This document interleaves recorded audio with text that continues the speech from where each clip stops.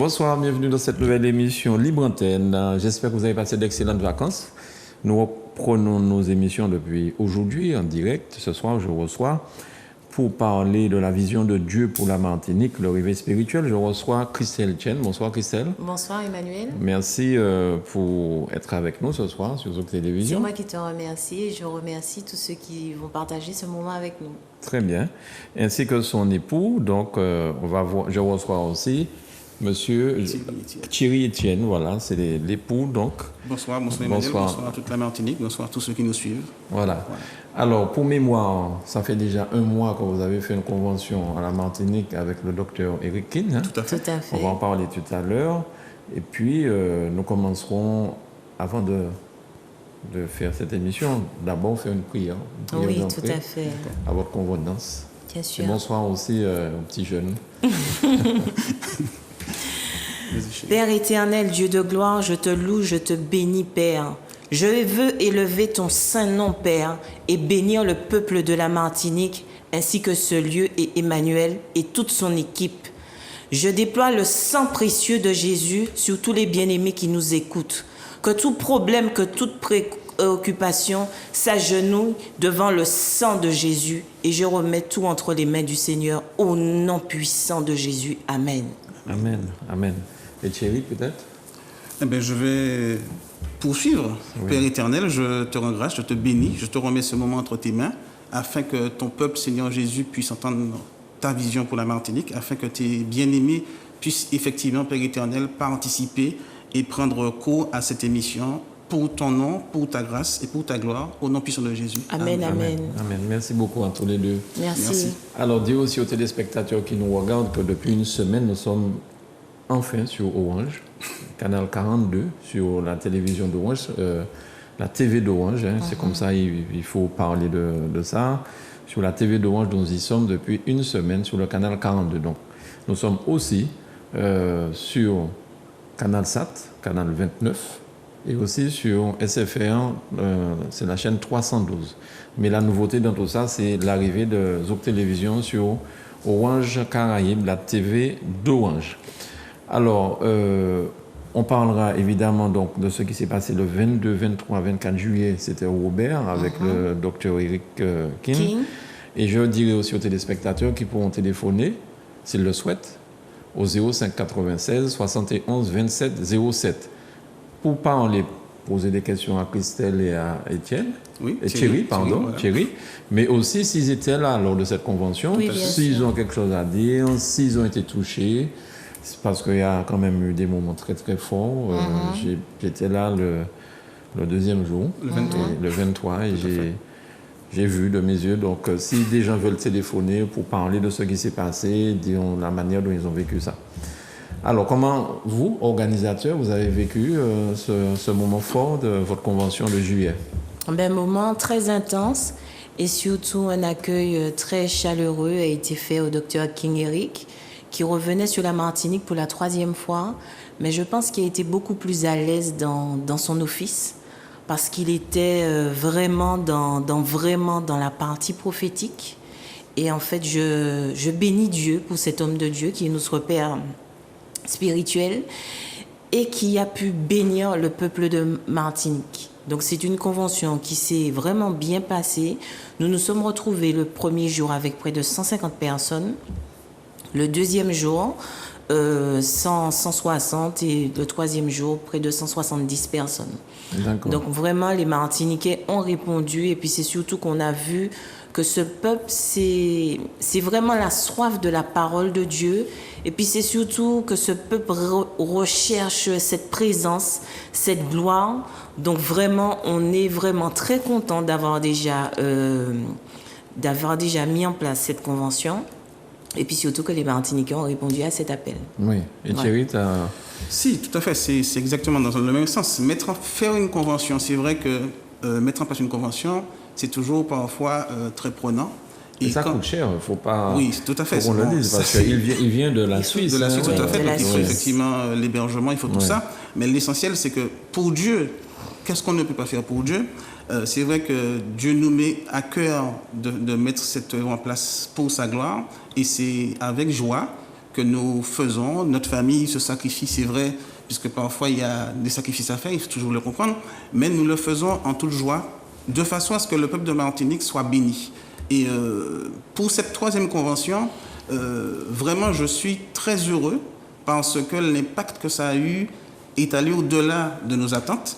Et les bien-aimés, tous ceux qui ont pu participer, ont eu vraiment un retour très positif. Et les témoignages ont fusé. C'est vrai que tout à l'heure, Emmanuel, tu as dit que tu as participé, tu as entendu des choses. Oui. Mais il y a eu des témoignages très poignants de choses, des prophéties qui ont été lancées et qui ont été réalisées, soit le lendemain, soit le surlendemain, soit après.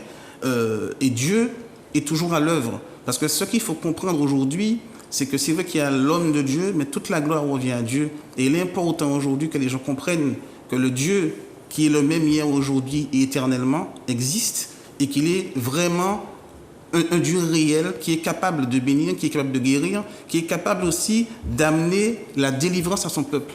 Et c'est en faisant venir un homme de Dieu de cette trempe, nous avons voulu aussi bénir l'onction qui est sur sa vie et permettre aux Martiniquais de vivre autre chose. Parce qu'aujourd'hui, le temps est venu où nous constatons de plus en plus que beaucoup des enfants de Dieu quittent les églises, beaucoup sont déçus, beaucoup n'ont plus envie. Nous rencontrons des gens aujourd'hui qui nous disent qu'ils n'arrivent plus à prier, qu'ils ont un dégoût de la prière, qu'ils sont vraiment lassés de ces choses. Et nous comprenons aujourd'hui qu'il faut faire quelque chose. Parce qu'il est anormal, le Dieu qui existe dans la Bible est un Dieu réel, c'est un Dieu qui est vrai.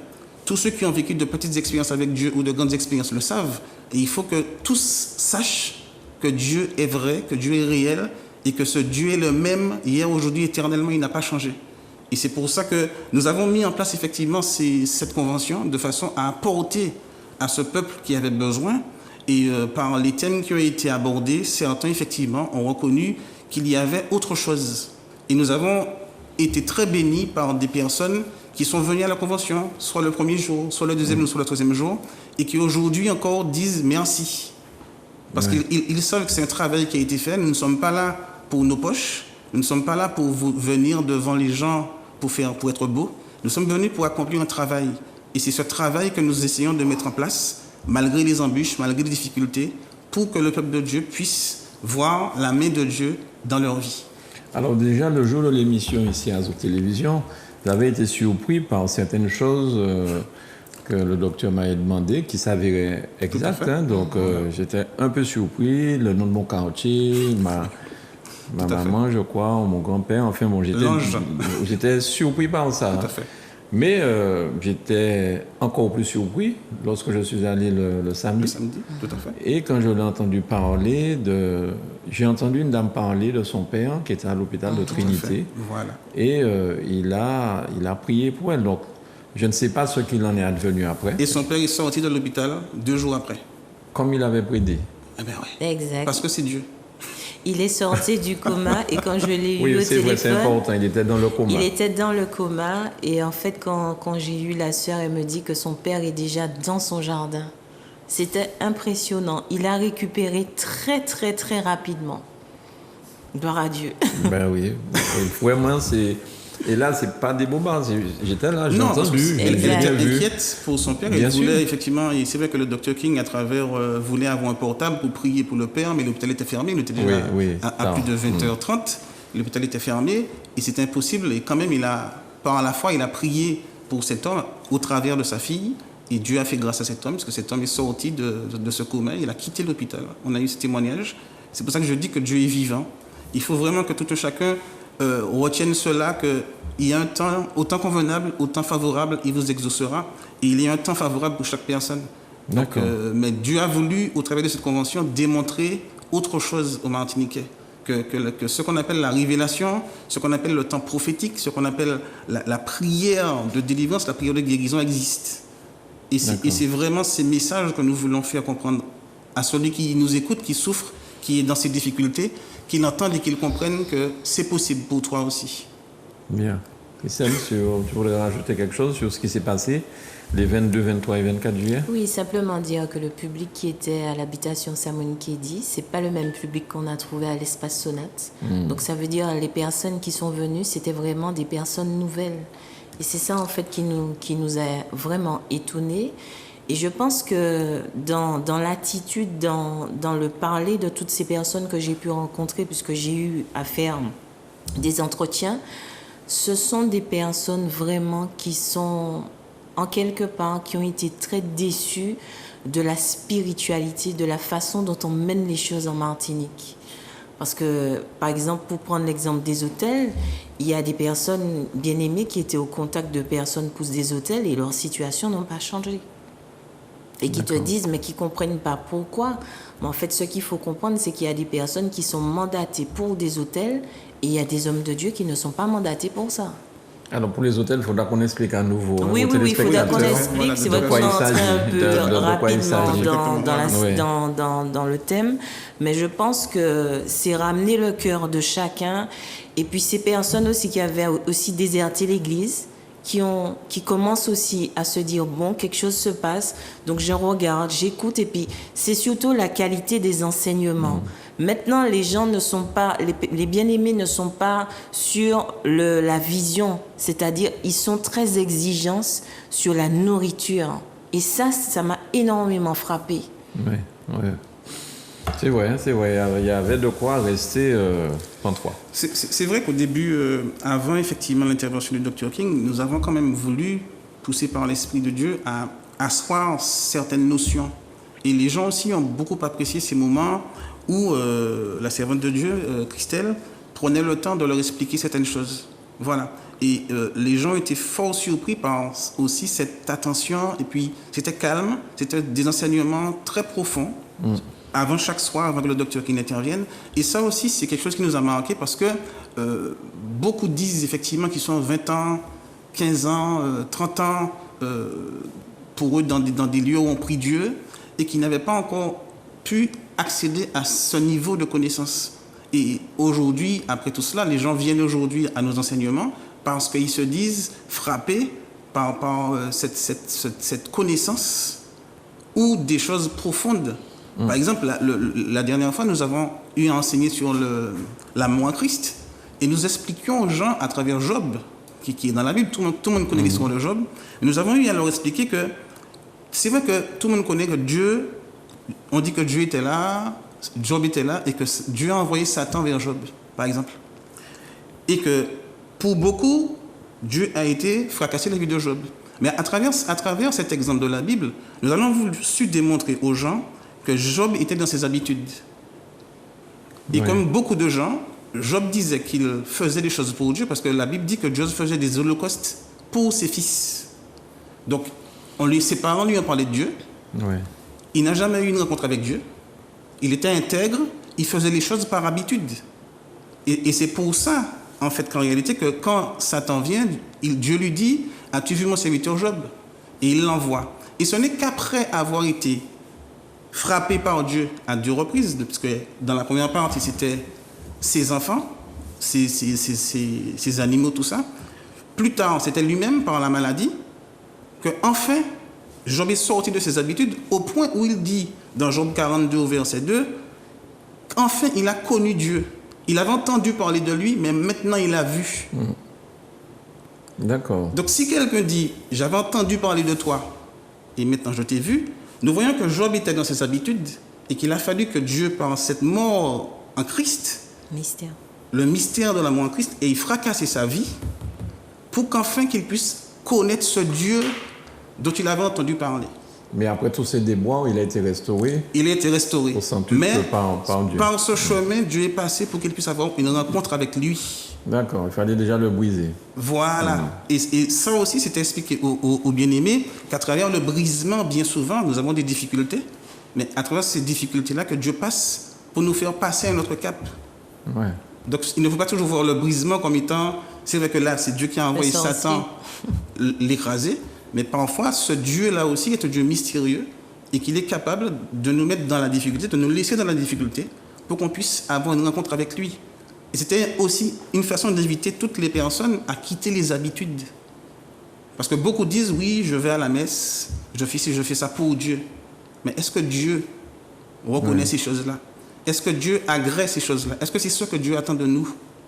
Et à travers Job faisait des holocaustes pour ses enfants, disant que peut-être mon fils a péché, peut-être ma fille a péché.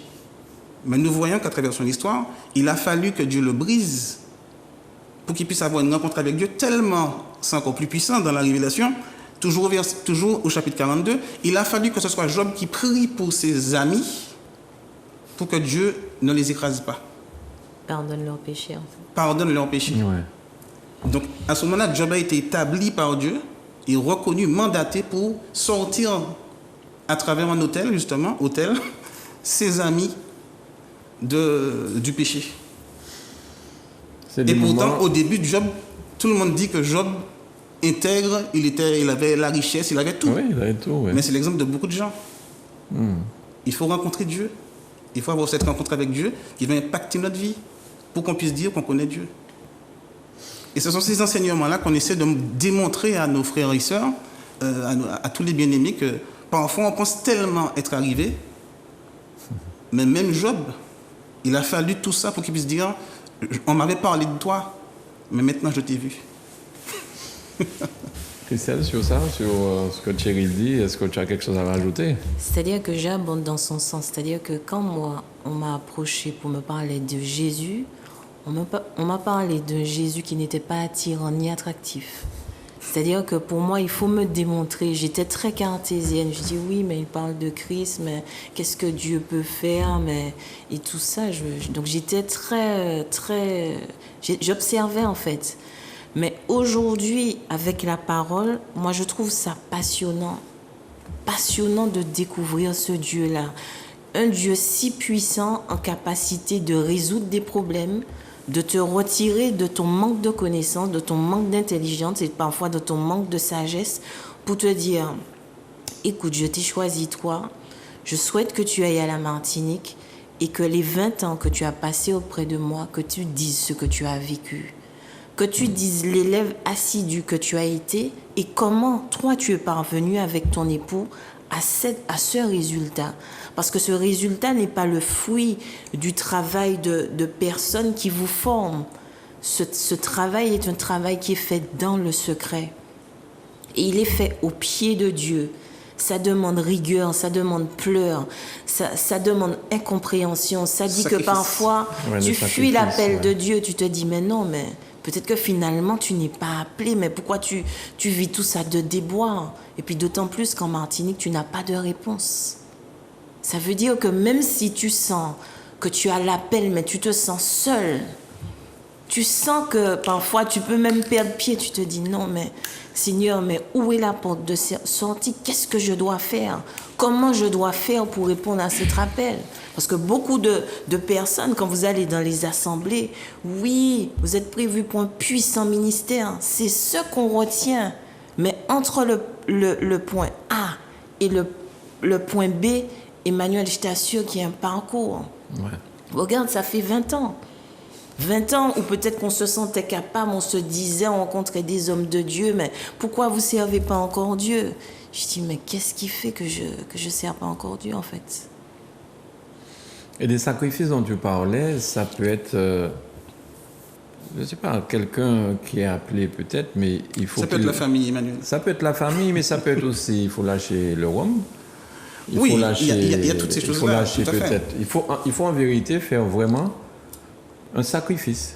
Il faut à ce moment-là peut-être perdre quelque chose qu'on aime ou que des choses soient difficiles. Toujours. C'est vrai, tu parles de la famille et on ne s'en rend pas compte, mais on se dit, attends, mais comment je vais faire? Il faut que, pour travailler pour le Seigneur, il faut que je passe cette étape-là. Moi, je me rappelle quand j'ai voulu arrêter de fumer, j'ai essayé plusieurs fois avant d'y parvenir. Mais je me disais, mais c'est pas possible. Je ne pourrais pas arrêter de fumer seul. Donc, voilà, c'est impossible.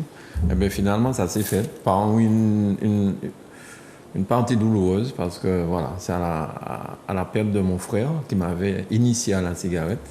À partir de ce jour-là, de sa mort, j'ai décidé de ne plus mettre une cigarette dans ma bouche. Ouais. Donc, on peut se poser des questions après, parce que sur le coup, on n'est pas dans ça. Tu es dans la douleur, bon, tu réfléchis pas. C'est clair. Quand la difficulté arrive, quand on est dans la difficulté, on se pose beaucoup de questions. Et comme la servante le disait tout à l'heure, bien souvent, on a envie de se dire, mais bon, finalement, c'est pas la peine. C'est pas la peine, on va pas y arriver.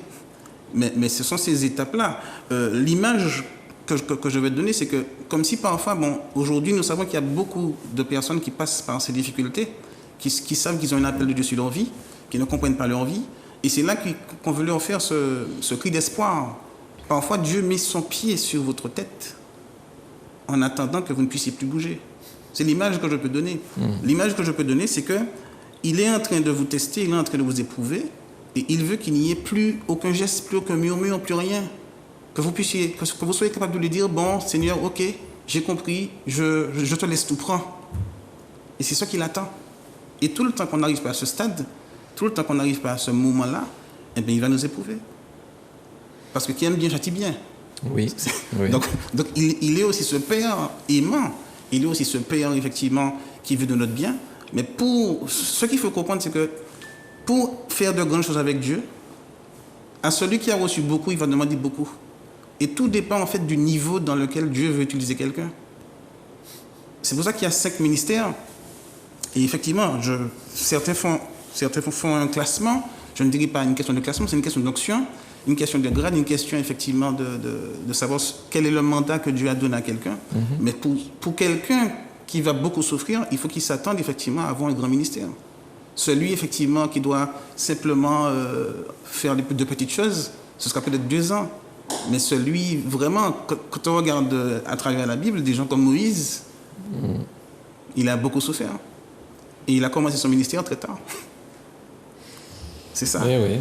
Mais aujourd'hui, grâce à lui, ce peuple a pu sortir d'Égypte par la force de Dieu. Mais il ne faut pas que les gens voient ça comme une situation désastreuse. Ce sont des paroles d'encouragement, en fait. Si. C'est juste pour dire à quelqu'un que ce que tu traverses, parfois, simplement, c'est le passage, c'est le chemin. C'est le chemin par lequel tu vas arriver. Parce que Dieu, s'il a prévu de grandes choses pour toi, forcément, il y aura de grosses difficultés. Mais c'est à travers ces difficultés-là, c'est ce qu'on appelle le mystère de l'amour en Christ. Servir Dieu, ce n'est pas une autoroute. Faire au fort de France lamentaire. Ça peut être une autoroute. Hein. Tout dépend de ce que lui, il a prévu. Oui, c'est clair. Mais tout comme tu expliquais, c'est pas compliqué, mais c'est difficile des fois à vivre. Les gens préfèrent des fois baisser les bras, ils se disent, bon, allez, je laisse tomber.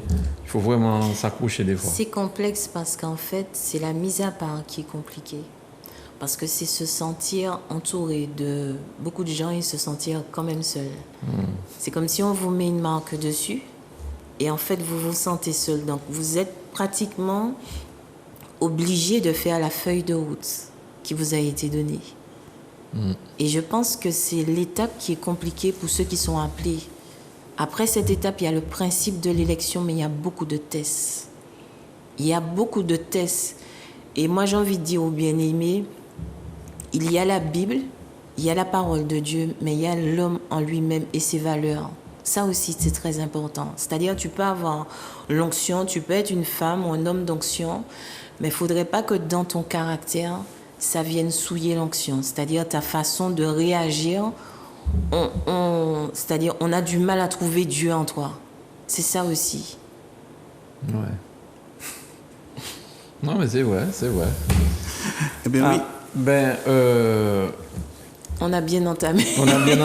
Mais les gens justement qui ont envie de vous écouter, que vous puissiez leur donner des explications, comment faire? Est-ce qu'on peut vous joindre? Donc il y a le numéro de téléphone. Tout à fait. Que Grégory va nous mettre à l'antenne. Mais comment ça se passe? Est-ce que vous avez un lieu où vous réunissez chaque semaine ou chaque mois? Et si les gens ont besoin d'aide, comment faire? En fait, ce ministère qui s'appelle, on va le dire, le ministère du Saint-Esprit, nous avons reçu un mandat et un sceau par Dieu, mandaté par le Saint-Esprit, afin justement d'amener ce réveil en Martinique. Mais ce ministère ne consiste pas, ce n'est pas une église de plus.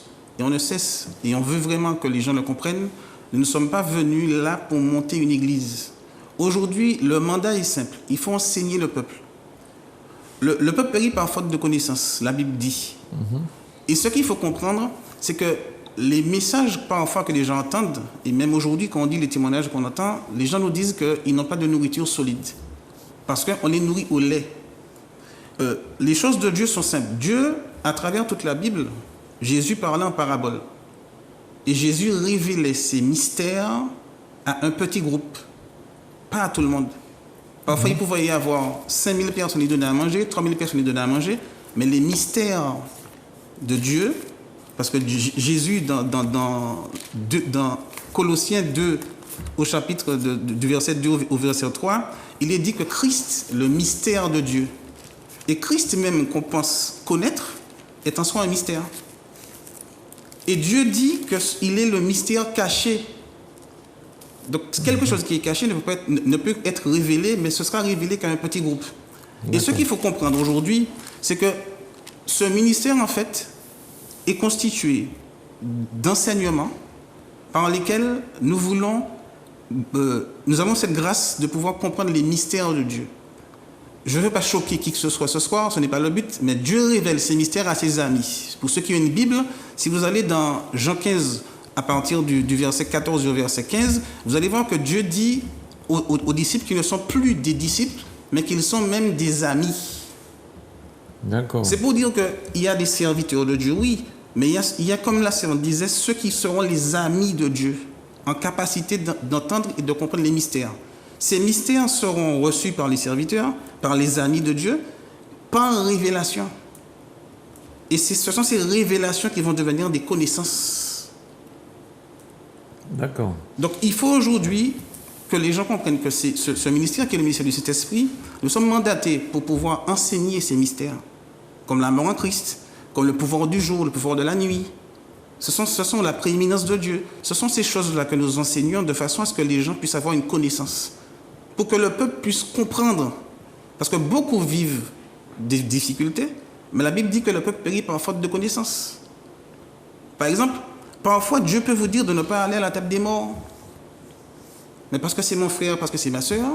À la table des morts. Des morts. C'est-à-dire? De ne pas aller à la table des morts. C'est-à-dire?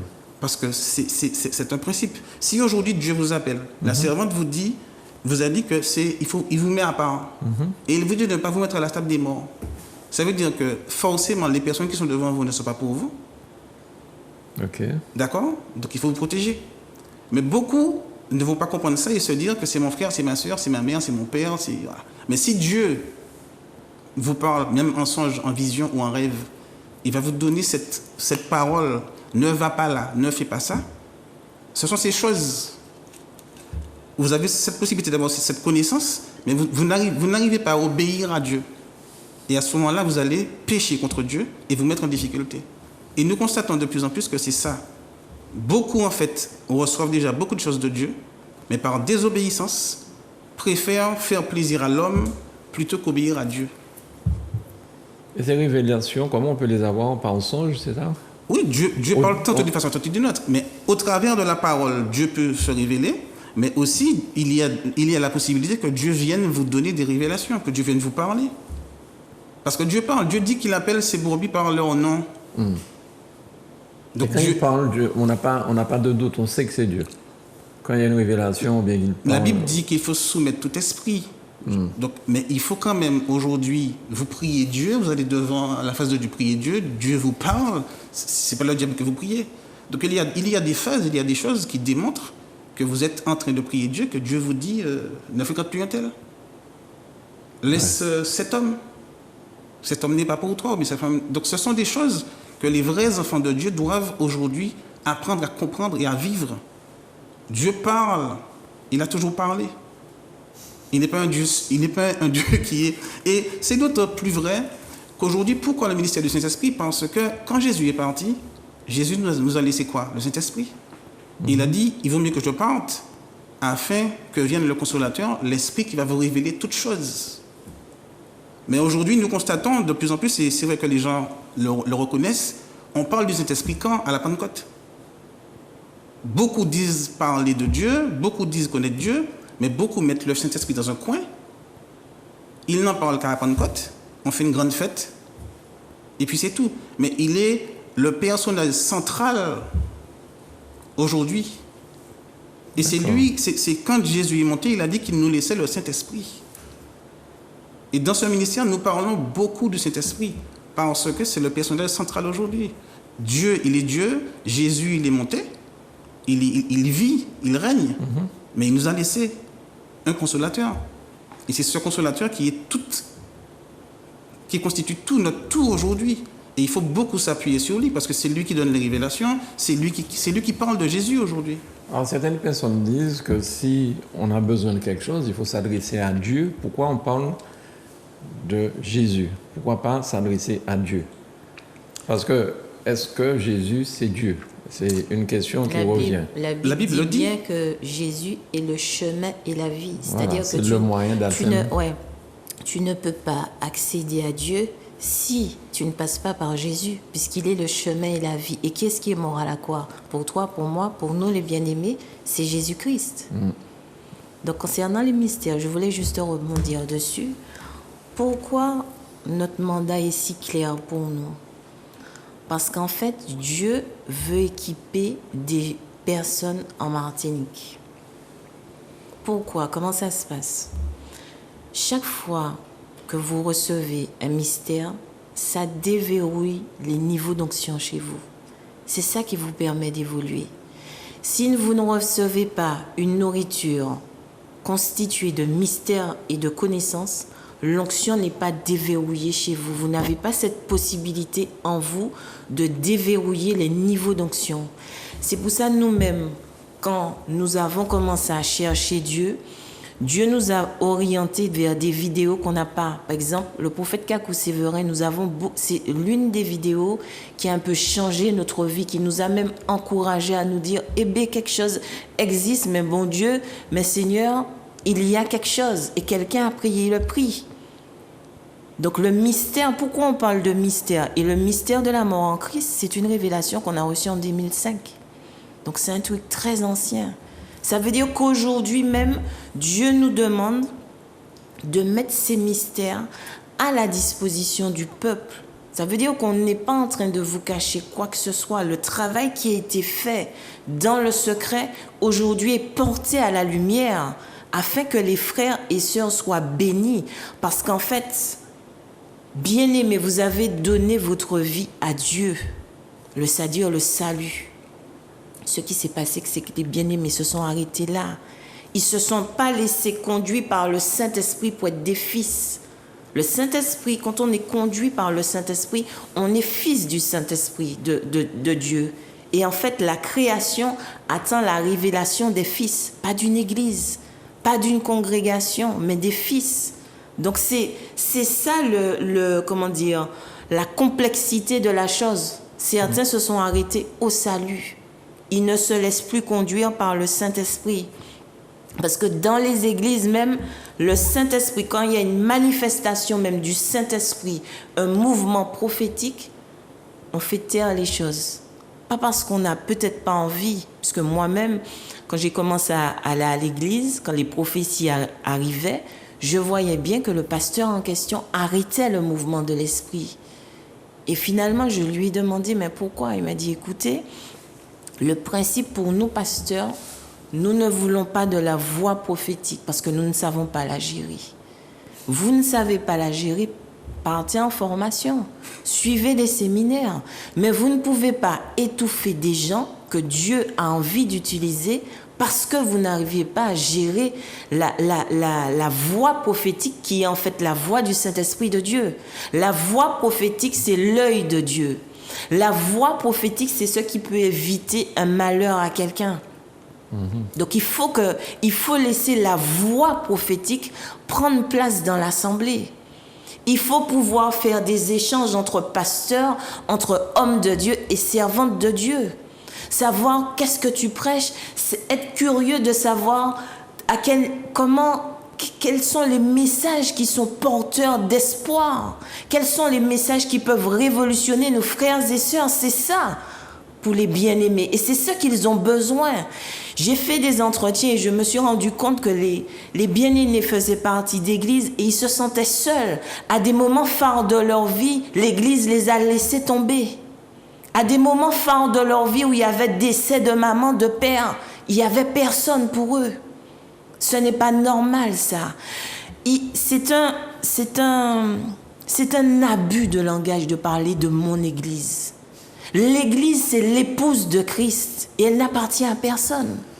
D'ailleurs, c'est pour ça que nous n'avons pas emmené de photos, parce que nous avons voulu respecter la confidentialité de ceux qui sont venus à ce programme. Parce que nous avons aussi compris une chose, que quand on vient dans un programme, on ne souhaite pas que notre pasteur soit au courant qu'on était là-bas. Alors que c'était un programme béni de Dieu, mais on souhaite avoir son intimité. Ça veut dire que quand le peuple réagit comme ça, c'est qu'il n'est pas libre. Et ça, c'est peinant. Donc, en réalité, le peuple de Dieu appartient à qui? Il faut resituer les choses. Il faut remettre les choses à leur place. On nous a invités à chercher les dons, alors qu'en réalité, c'est l'inverse qu'il faut faire. Il faut d'abord manifester les fruits de l'esprit qui ne peuvent pas manifester certains dons. Si vous n'avez pas l'amour, vous ne pouvez pas manifester la parole de sagesse. Si vous n'avez pas la joie, il faut faire une corrélation entre 1 Corinthiens 12 et Galates 5, 22. Pour bien faire la corrélation, et si vous observez, vous allez voir 9 dons, 9 fruits. Il suffit de les relier. Donc beaucoup de gens se disent, mais pourquoi je n'expérimente pas telle chose? Parce que l'état de ton cœur n'est pas comme il faut. Il ne faut pas chercher le sorcier parfois là où il n'est pas. Parfois, on dit dans une assemblée, telle personne a un grand ministère. Certains ne sont pas contents.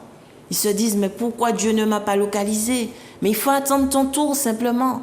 Ton tour arrive. Il ne faut jamais jalouser les personnes que Dieu a appelées. Parce que si tu jalouses leur appel, il faut aussi jalouser le prix qu'ils vont payer. Ou qu'ils ont déjà payé. Ou qu'ils ont déjà payé. Le docteur King est resté près de combien de temps dans un campement?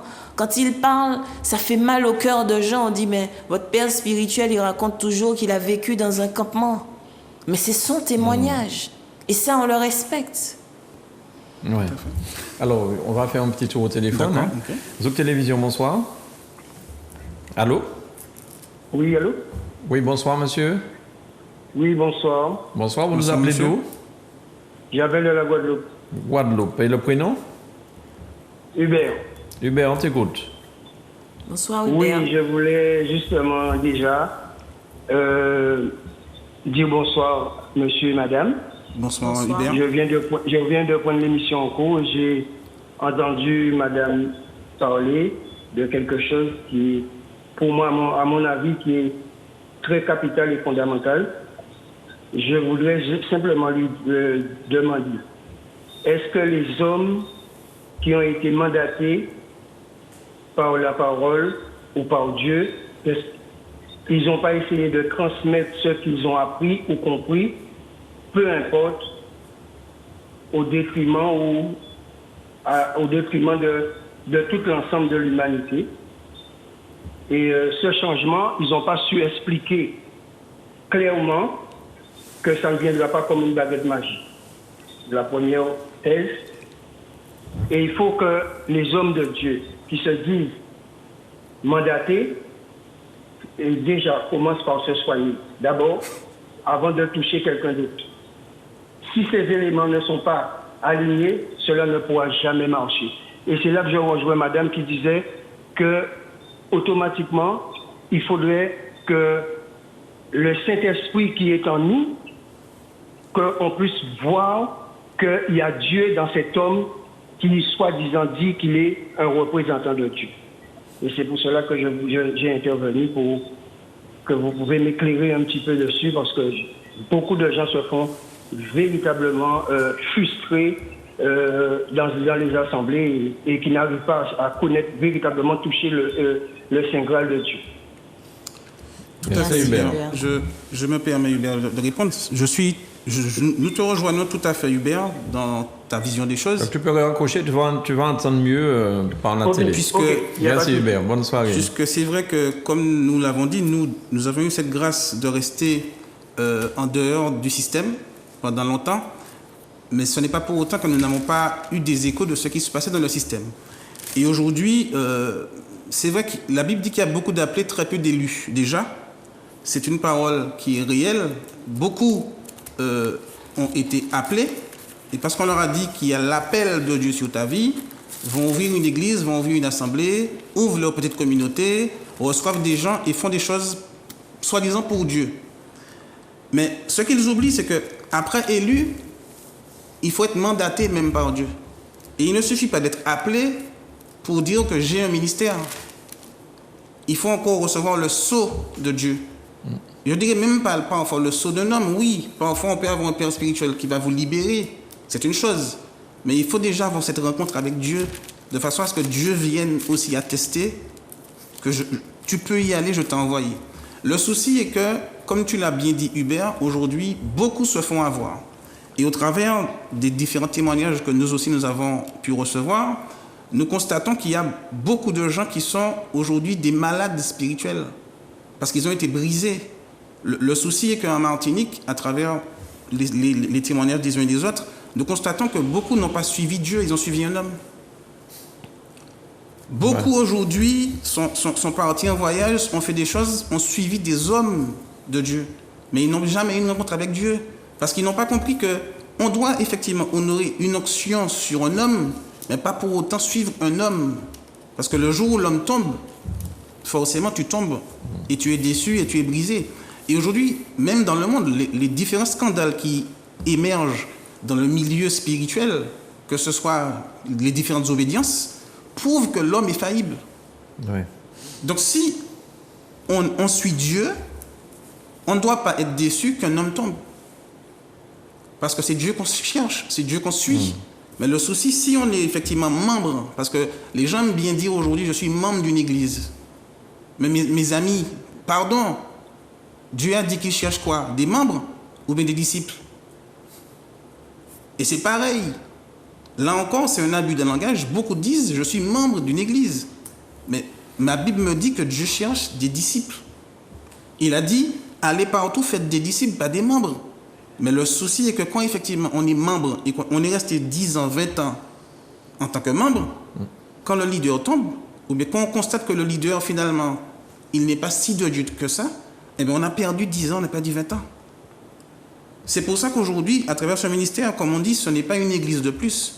Le but, c'est d'enseigner aux gens, libre aux gens d'aller là où ils veulent, libre à Dieu après d'utiliser les gens comme ils veulent. L'essentiel, c'est que le peuple paye par faute de connaissance, et cette connaissance doit vous permettre d'aller et de voir vous-même où vous êtes avec Dieu. Alors, si certains pasteurs sont ouverts d'esprit et vous invitent éventuellement dans une convention dans leur église pour expliquer tout ça, est-ce que vous pouvez y aller? Nous sommes soumis aujourd'hui à la volonté de Dieu. Si Dieu nous dit oui, nous irons. Mais si Dieu nous dit non, on n'ira pas. Okay. Parce qu'on n'est pas fermé à quoi que ce soit. Mais aujourd'hui, il est clair, par exemple, que pour ce mois d'août, il y a une bien-aimée qui nous avait invité effectivement à venir dans un lieu pour parler. C'est vrai qu'on n'a pas reçu le mandat pour le faire pour l'instant. Dieu ne nous a pas dit oui, il ne nous a pas dit non. Mais en tout cas, n'ayant pas reçu ce mandat de Dieu, on ne l'a pas fait. Parce qu'aujourd'hui, Dieu nous a mis un endroit, il nous a demandé d'enseigner jusqu'à ce qu'il nous dise. Très bien. Alors, Christelle, sur ce qu'Hubert de la Guadeloupe nous disait? Je vais lui répondre par la parole. Hubert, on va dans Éphésiens 4, verset 11. Donc, il a donné les uns comme apôtres, les autres comme prophètes, les autres comme évangélistes et les autres comme pasteurs et docteurs pour le perfectionnement des saints en vue de l'œuvre du ministère et de l'édification du corps de Christ, jusqu'à ce que nous soyons tous parvenus à l'unité de la foi et de la connaissance du Fils de Dieu, à l'état d'homme fait à la mesure de la stature parfaite de Christ, afin que nous ne soyons plus des enfants flottants et emportés à tout vent de doctrine par la tromperie des hommes, par leur ruse dans les moyens de séduction, mais que professant la vérité dans la charité, nous croissions à tous égards en ce qui est le chef Christ. Hubert, qu'est-ce qui se passe en ce moment? Bien-aimés, vous êtes formés en fonction de votre appel. Un évangéliste est formé en fonction de son appel d'évangéliste. Un prophète est formé par Dieu lui-même. Un prophète n'est pas formé par un homme. Qu'est-ce qui se passe en ce moment? Beaucoup d'hommes de Dieu ne sont pas dans leur couloir. Tu peux être appelé à un appel de pasteur et tu es en train d'exercer dans un appel d'évangéliste. Tu peux être en train d'exercer le pastorat alors que tu es prophète de Dieu. Le problème, qu'est-ce qui se passe? C'est que quand tu n'es pas dans le couloir de ton appel, tu as des épreuves qui ne sont pas liées à ton appel, qui font que tu peux être très aigri, très facilement de servir Dieu. Parce que pourquoi? Tu n'es pas là où il faut. Tu ne fais pas en réalité la volonté de Dieu. Hubert, le piège est très subtil. C'est là où l'ennemi comment dire, Nous attend. même pas nous attend, mais nous manipule. Parce que beaucoup de prophéties ont été données qui étaient fausses. Et ça parle pas au niveau de la Bible. Là, on parle des appels. Mais moi, j'ai vu des prophéties où on estimait que des couples mariés, où la prophétie sortait, que ces personnes devaient divorcer. Regardez tout ça de dégâts dans le corps chrétien. Ou bien des personnes qui vivent en concubinage, où on estime, on dit à la femme, écoutez, j'ai reçu de Dieu que cet homme n'est pas pour vous. Alors que vous avez déjà 4 enfants avec cet homme. Ouais. Donc ces prophéties sortent d'où? Elles n'ont pas été éprouvées. Donc tu as des personnes qui ont laissé leur mari à cause de ça. Mais le couloir est très important. Le prophète doit rester dans son couloir, l'évangéliste doit rester aussi dans son couloir, et celui qui rentre dans l'appel doit s'assurer qu'il n'a plus les autels. Aussi. Parce qu'il y a ceux qui sont entrés dans l'appel avec les autels.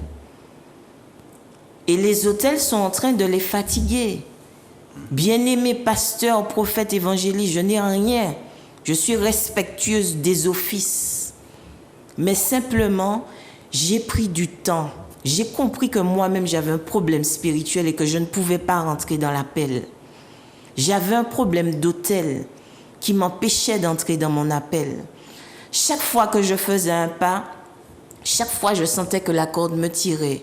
Et comme c'était le point qui m'intéressait le plus, je me suis démenée avec mon époux pour comprendre ce qui se passait dans notre vie. Et c'est ce qui m'a valu notre rencontre avec le docteur King, qui nous a expliqué, vous avez un hôtel de famille, vous ne pouvez pas rentrer dans ce domaine si cet hôtel de famille n'est pas brisé. Ce n'est pas possible de pouvoir servir Dieu en toute plénitude en ayant un hôtel de famille. Parfois, il faut se poser, se dire, bon, je suis en train d'emmener ce peuple où? Pourquoi je suis aussi frustrée? Ou bien ça peut être que tu es pasteur et puis finalement, tu es dans un couloir d'évangéliste. Finalement, tu souffres à cause de ça. Il faut être bien sûr de son appel. Et comment on peut être sûr de son appel? Dieu commence par te parler 3. Ensuite, il confirme cet appel auprès d'hommes de Dieu qui le confirment, qui dit oui, tu es appelé à telle chose. Parce que quand moi, Dieu a commencé à me parler, je ne comprenais pas. J'avais le parler en langue plus la traduction. Je me disais, mais c'est quoi ça? Il y avait très peu d'hommes qui venaient en Martinique. Et c'est la révérende Willy Kakou qui m'a dit, oui, c'est de Dieu. C'est de Dieu, oui. C'est de Dieu ce que tu reçois. Donc pour ceux qui restent dans leur coin, qui ont cette sensation de grandir avec Dieu, faites éprouver vos révélations. Faites éprouver vos révélations par ceux qui sont capables de vous dire si oui ou non, ils ne sont pas de Dieu. Bien, on va encore au téléphone. Zouk Télévision, bonsoir. Merci pour votre patience. Allô? Allô? Bonsoir. Non, il n'y a Bonsoir. personne avant vous, monsieur. Bienvenue. Allô? Il faut baisser la télé, je pense. On a combien de personnes en ligne là? J'ai l'impression d'entendre 2 personnes différentes. Allô? On peut essayer? Mais non, monsieur, mais non. Baissez le téléviseur, vous êtes à l'antenne. En plus, vous avez dit un jurant, Ouais. monsieur. Bon. Merci de baisser sur votre téléviseur, s'il vous plaît. Vous êtes à l'antenne déjà. Bon, Grégory, explique parce que j'ai l'impression qu'on parle dans le vide. S'il y a quelqu'un d'autre, on prend toujours. Allô, bonsoir. Bonsoir, monsieur. Oui. Vous nous appelez d'où? Alors, Oui, j'appelle du Lamentin, Martinique. Ouais. On vous écoute. Allô? On vous écoute. Oui, j'ai pris l'émission en cours, mais j'entends la dame parler, mais elle parle comme si, enfin, je voulais savoir quel cursus qu'elle a fait pour parler comme ça. Elle parle de la perfection, bien sûr. Je voulais qu'elle m'explique un peu son parcours, D'accord. si c'est possible. Vous êtes monsieur comment? Quel est ton prénom? Ton prénom? Alex. Alex, Alex, ouais. c'est ça? Ouais. Alex, d'accord. Je vais t'expliquer mon parcours. Notre Ok. parcours. Donc, Christelle Etienne va t'expliquer ça dans un moment. On prend les autres appels et on va essayer de le faire en plusieurs. D'accord? Pas de problème. Zouk Télévision, bonsoir.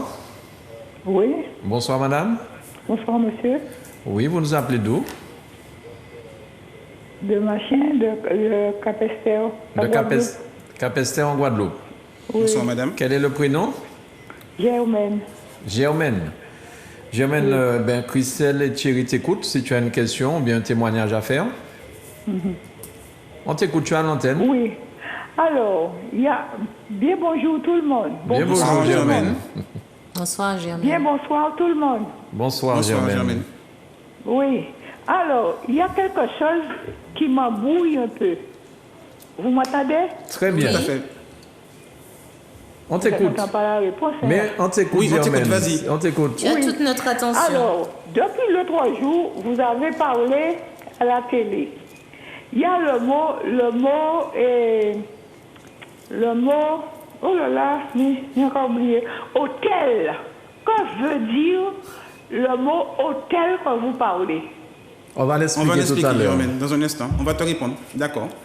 Oui, Ok. je ne comprends pas, ça me tracasse un petit peu. D'accord. D'accord. Mais c'est prévu qu'on en parle. A-U-T-L-E, hein? C'est pas l'hôtel, hein. L'hôtel où on va. A-U-T-L-E, hein? Mais on va expliquer. Ouais, vous allez m'expliquer qu'est-ce qu'un hôtel aussi. D'accord. Ok. D'accord. Ok, Germaine, merci beaucoup pour ton appel. Oui. Ok, bonne soirée. Alors, on va commencer par expliquer peut-être ça et puis le parcours peut-être de Christelle, Voilà. si tu juges bon de répondre à ça. Oui, il faut que les bien-aimés comprennent notre parcours, c'est quoi? Nous étions des jeunes étudiants, nous allions en boîte de nuit, nous étions dans le monde, nous vivions dans le péché, pour que Alex comprenne bien. Nous avons, après notre mariage, nous étions mariés à L'Église catholique. l'église catholique de Ducos. Et après notre mariage, je suis allée à l'église du Lamentin, écouter un sermon. Et j'entendais le prêtre qui disait, mais je comprends pas, j'étais absent, personne ne s'est mis debout pour prêcher, pour dire quelque chose. Donc moi, j'étais très surpris par ce sermon-là. Mais c'est vrai que ce jour-là, quelque chose m'avait frappé. Parce que les gens qui regardaient, ils étaient assez étonnés de cette réflexion. Mais moi-même, je suis partie aussi étonnée. Puis je me suis dit, non, Seigneur, il y a une autre dimension de toi. Et c'est là que j'ai commencé à chercher Dieu. Et en fait, j'ai commencé à chercher Dieu dans les églises évangéliques comme tout le monde. Et après, je me suis rendu compte, parce que déjà, la première des choses qui m'a choqué, Alex, c'est quand je suis arrivée à l'église évangélique, j'étais déjà mariée. Et j'ai reçu une prophétie qui me disait que je devais me marier avec un chantre dans l'église. Donc moi, j'ai souri. Et quand je suis arrivée chez moi, mon mari, qui était déjà très sceptique, m'a dit, mais chérie, il ne faut plus que tu ailles dans ces lieux. C'est dangereux. J'ai dit, mais non, chérie, gardons les pieds sur terre. Donc j'ai continué mon petit cheminement. Mais au fur et à mesure que je voyais le cheminement, je voyais plein de choses que je ne comprenais pas. Mais je n'avais pas les réponses. Et quand je voyais que je n'avais pas ces réponses, je me disais, mais c'est pas possible.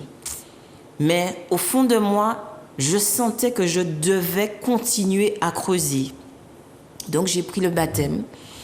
Et mon mari était très hostile au baptême, me disait, mais je ne te comprends pas, on vient de se marier, maintenant tu pars, tu veux maintenant te faire baptiser, mais moi je ne veux pas, donc tu feras ta route et puis on verra bien. Mais en tout cas, méfie-toi, puisqu'ils ont déjà une prophétie te concernant, alors que tu es déjà marié, c'est plutôt étonnant, donc je suis d'autant plus très Sceptique. suspecte. Mais ce qui se passe, c'est qu'il y a un homme de Dieu qui arrive pratiquement le jour de mon anniversaire. Et il y a une convention ce jour-là. Donc je lui dis, bon, je vais regarder, ça a l'air bien et tout ça. Et puis finalement, j'écoute les enseignements. Et puis on me dit, oui, le baptême et tout ça. Je dis, génial, je vais me faire baptiser. Mais 2 jours après, je tombe malade. Il y a toute une volonté pour que j'entre à l'hôpital. Quand j'arrive à l'hôpital, on pense même m'opérer du genou, alors que c'est un problème de cou que j'ai. Donc j'ai dit, mais madame, maintenant vous êtes trompée de dossier, il n'y a pas d'opération de possible, j'ai juste un mal de cou. Et puis finalement, je comprends que c'est une attaque de l'ennemi pour que je n'entre pas dans les eaux du baptême. Et puis finalement, ce qui s'est passé, mon mari était hostile, comme je l'ai expliqué, puis finalement il m'a dit, bon, on a eu un dégât des eaux à la maison. Tout notre appartement a pris de l'eau. Donc Thierry avait prié, il avait demandé un signe à Dieu. Et Dieu lui avait donné ce signe. Et ensuite, on a pris le baptême ensemble. Et après, l'église où on était, là où on a pris le baptême, je ne sais pas, mais après le baptême, on ne s'est pas senti à l'aise dans la communauté là où on était. Et chose bizarre, ce qui se passait, les gens nous harcelaient, nous disant, ouais, il faut revenir dans l'église parce que c'est pas normal, vous avez pris le baptême. Mais nous, on n'avait pas la conviction qu'il fallait qu'on reste là. Donc, on est parti dans une église sur le Lamentin. Mais ce n'était pas mieux non plus. Donc, finalement, on a été des déserteurs. Mais ces déserteurs, qu'est-ce qu'ils ont fait? Ils n'ont pas été assis chez eux à ne rien faire. Ils ont commencé à chercher la face de Dieu. À chercher la face de Dieu. À chercher la face de Dieu de façon très agressive. C'est-à-dire que, comme mon mari disait, quand Christelle priait, moi je regardais le football. Et je priais d'une façon, j'avais des heures de prière de minuit jusqu'à 3 heures du matin. J'étais devenue comme quelqu'un d'irrationnel, quoi. Mais ça devenait une passion, mais c'était vraiment après le baptême. Et après, je sentais que Thierry priait avec moi aussi, et puis on était 2 à prier, on priait avec ferveur. Et c'est comme ça que j'ai eu ma formation. Ma formation, je l'ai passée dans le secret. Peut-être que je ne suis pas un exemple. Je n'ai pas envie de vous imposer mon exemple en disant « Oui, c'est ce qu'il faut faire. Sortez de vos églises. Restez chez vous. » Ce n'est pas ça que je suis en train de dire. Je dis simplement que cette formation, je l'ai faite dans le secret. Mais je ne suis pas restée en Martinique seulement. Je suis partie faire des conventions à l'extérieur. Je suis partie au Canada. Je suis partie là-bas avec mon époux. Chaque fois, on faisait des séminaires. On voyait autre chose. Donc, ça veut dire que nos yeux même étaient ouverts à autre chose que la Martinique. Et les enseignements même qu'on écoutait, c'était pas les enseignements d'ici. On écoutait beaucoup les prophètes, les évangélistes et les apôtres de la Côte d'Ivoire. On est même parti en Côte d'Ivoire. Notre fils a appris à marcher en Côte d'Ivoire. Il a posé ses pieds pour la première fois en Côte d'Ivoire. C'était des sacrifices, mais chaque fois que Dieu nous permettait de comprendre un niveau d'étape, on le faisait. Notre force a été qu'on était soumis à Dieu et qu'on aimait Dieu de toutes nos forces. C'est ça mon parcours. C'est ça mon parcours, Alex. Je ne dis pas que je suis parfaite. Comme je t'ai dit, j'étais en boîte, j'étais sur le campus. Mon mari que tu vois à côté, on était lundi, mardi, mercredi en boîte. Ça veut dire qu'on faisait la fête. Mais un moment après la fête, Dieu t'appelle et puis tu sens que tu ne peux plus faire ces fêtes que tu faisais avant.